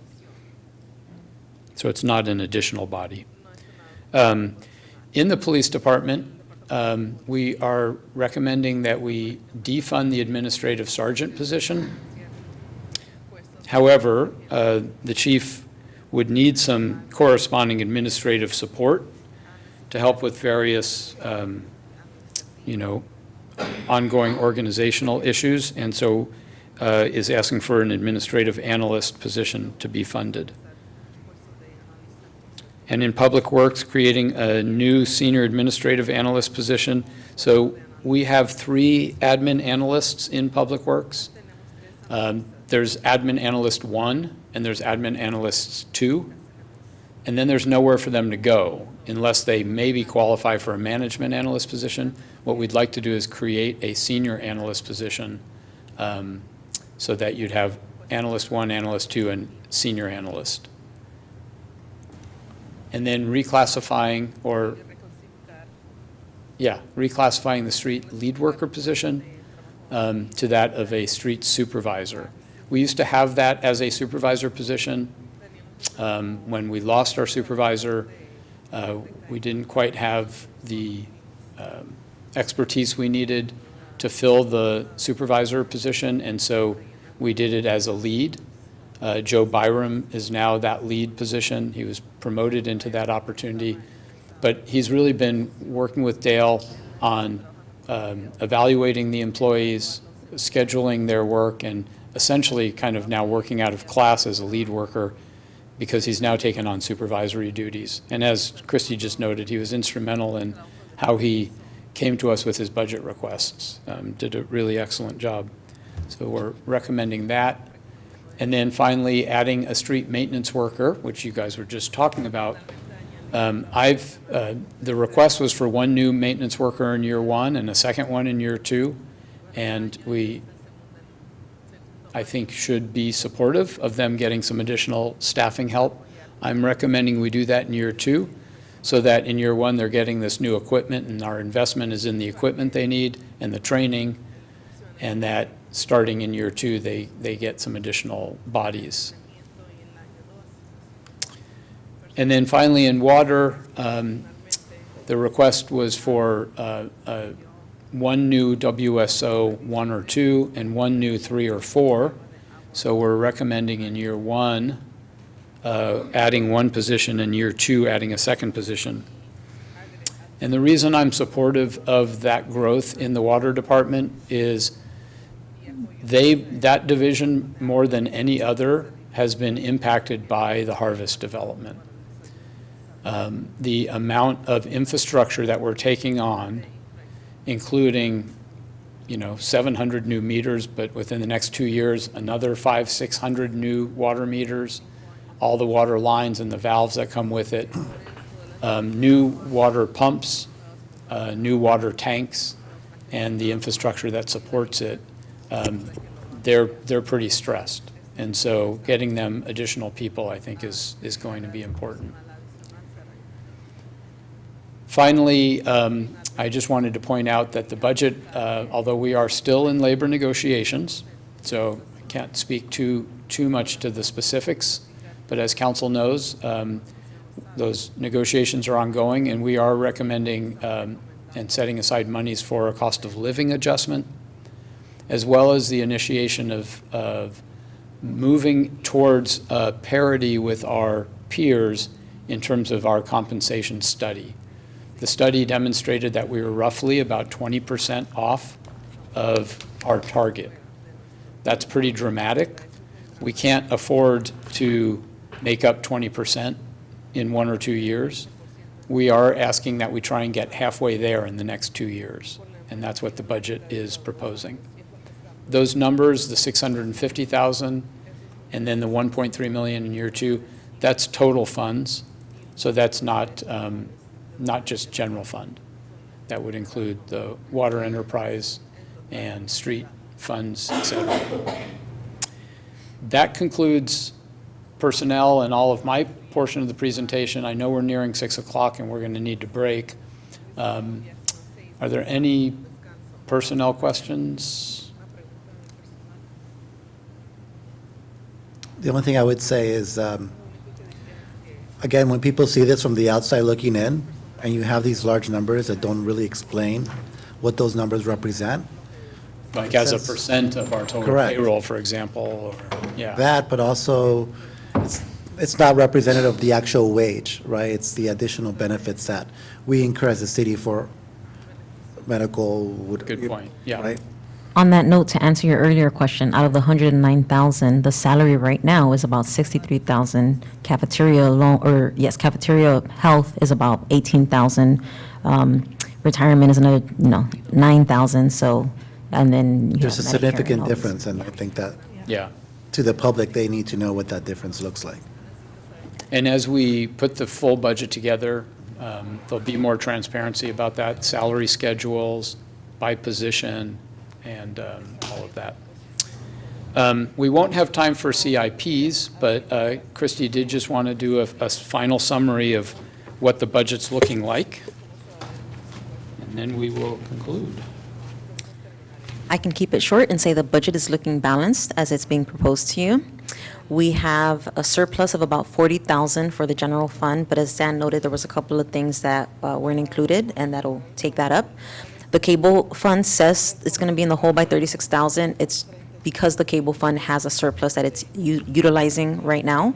And if it didn't, God bless you, if it didn't have that surplus, it wouldn't have the expenses associated with it. In year two is the real story, and that is the surplus of nearly 1.2 million.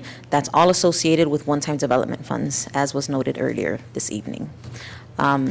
There's going to be a little bit tinkering, right? It's difficult to get everything to the dollar, especially when you're doing with salaries. I can do it, but in case that there was going to be any recommendations from council that would change that, I gave myself a little bit of wiggle room with the $248 being off for Measure T and whatnot. Any questions on the overview? Well, and let me just point out that that surplus in year two had a footnote that didn't make it on this slide, which said that year two surplus from one-time revenues would be allocated to unfunded CIPs or other one-time requests as directed by council once funds are realized. In other words, we're uneasy about the pain we've had to go through these last 2 years when development activity didn't occur. And so projecting out to year two, we want to see that that money comes in before we allocate it. And so we would come back to you sometime in year two, if it materializes, with recommendations of how it could be spent. And it might help pay for wayfinding, it might help pay for police remodels, or whatever the priorities of the council are at that time. And so that's why we're keeping that deficit, keeping that surplus It's not a surplus until it's unspent. realized. Yeah. And as you all know from the past 3 years, where we've had to decrease the budget by $1 million because that revenue did not come in. And on that note, for CIPs, we have 53 projects that are total requested. That's why I superseded your budget, your That's PowerPoint. I'm different so than what's sorry. presented to the public, correct? Yes, and I've made a footnote there. Previously, it said 52. That included future year budgets. What I've done this time is just done the projects that have funding requests for years 1 and 2. So 53 projects requested, 30 of which are completely or partially funded. Almost half in year one. Out of the 15 million requested in year one, 8 million is funded. That should have changed. And out of year two, out of the 19 million, 11 million is funded as proposed in the budget. And we have provided the full CIP sheets in a separate attachment. And we'll plan to go through those in more depth at your next meeting. And can you make sure that we get the updated PowerPoint slides in case we have additional questions? Thank All you. right, Council, yeah, go ahead, Councilman. Just two quick things, since the budget is supposed to be coming in its entirety to us at the next meeting, which, okay. The first is, so what I'm understanding from this presentation is there is no, in the two-year budget, there is no economic development-related staffing. Correct. And the primary reason for that is because with the unfunding, or unfreezing, I should say, of the associate planner, we would be able to get James's department fully staffed. And 2 years ago, that staff didn't include the housing and homeless position, which is a management analyst position. So essentially, he'll have more tools in the toolbox than he's had in a while. And the hope would be that that would free up some of the capacity to focus on economic development. I've told Mr. Mason that if he feels, let's say in a year from now, that that's not the case and we're not able to keep up, that we need to be very transparent with the council about that. And the possibility exists to look in year two at, either an economic development position or the sharing of responsibilities or something. Okay. And then I want to circle back around to what direction we're giving as the staff comes back with a final budget in a week around the recommendations for where the funding comes from. because I'm a little bit concerned, again, at the end of the day, it's all, city money. But I'm a little bit concerned not having a lot of time to go back to Measure T with the fact that Measure T also promised streets, not just Measure R, right? And so going, oh, well, we're just going to take all the funding out of Measure T from streets and put it in Measure R. Well, that makes the Measure R committee happy, but we also promised streets in Measure T. So I just want to be, I just want us to think through that before saying, oh, well, we're just swapping it there. When the only things that were listed in Measure T were public safety, youth, at the time fire, and streets. So I just want to point that out. So I want us to make sure that we're clear with whatever direction we're giving to staff for what they're supposed to bring back in the final budget in a week. And if we have to meet again, we have to just do what it takes, right? The one thing I do want to mention is, and I asked the city manager this, was at least I was under the impression that there were these percentages, right? But apparently we couldn't find anything regarding previous council setting those percentages. Is that correct? Correct, and we have members of the Measure T committee that have been on the committee for a while that said this is just kind of the place that we've put ourselves in. Which allows us a little bit more flexibility, knowing that we don't have that constraint of percentages that we were under the impression, because this was just the way it was done. Okay, great. Any other comments? Okay. We can certainly return with a budget that is closer to the Measure R's recommendation in looking at the support for housing and homeless services coming elsewhere, out of the general fund. There's not additional new money, so that's a concern. If the council's not wanting to support Spirit, then that would be a cost savings, but assuming that the expectation is support for them, we do need that money from somewhere, so. I think there's a will, most definitely. It's just a matter of where the funds come from. So general fund might be a base temporarily because Prop 1 funds haven't been available yet through the state. And that's going to bring a significant funding source that we haven't even tapped into. So even if we have to do things temporarily, I think it's easier to do temporarily out of general fund and then continue applying because we don't give up. And yeah, one day we might get $12 million from the state, right? Ojai got it, why can't we? So I think we're positioning ourselves better because we have more capacity, obviously, through departments and the hard work of the staff. Great. You good? So you have enough direction, we're good? Yes. All right. We are going to take a recess. We will reconvene at 6:30. Can. We are going into closed session, correct.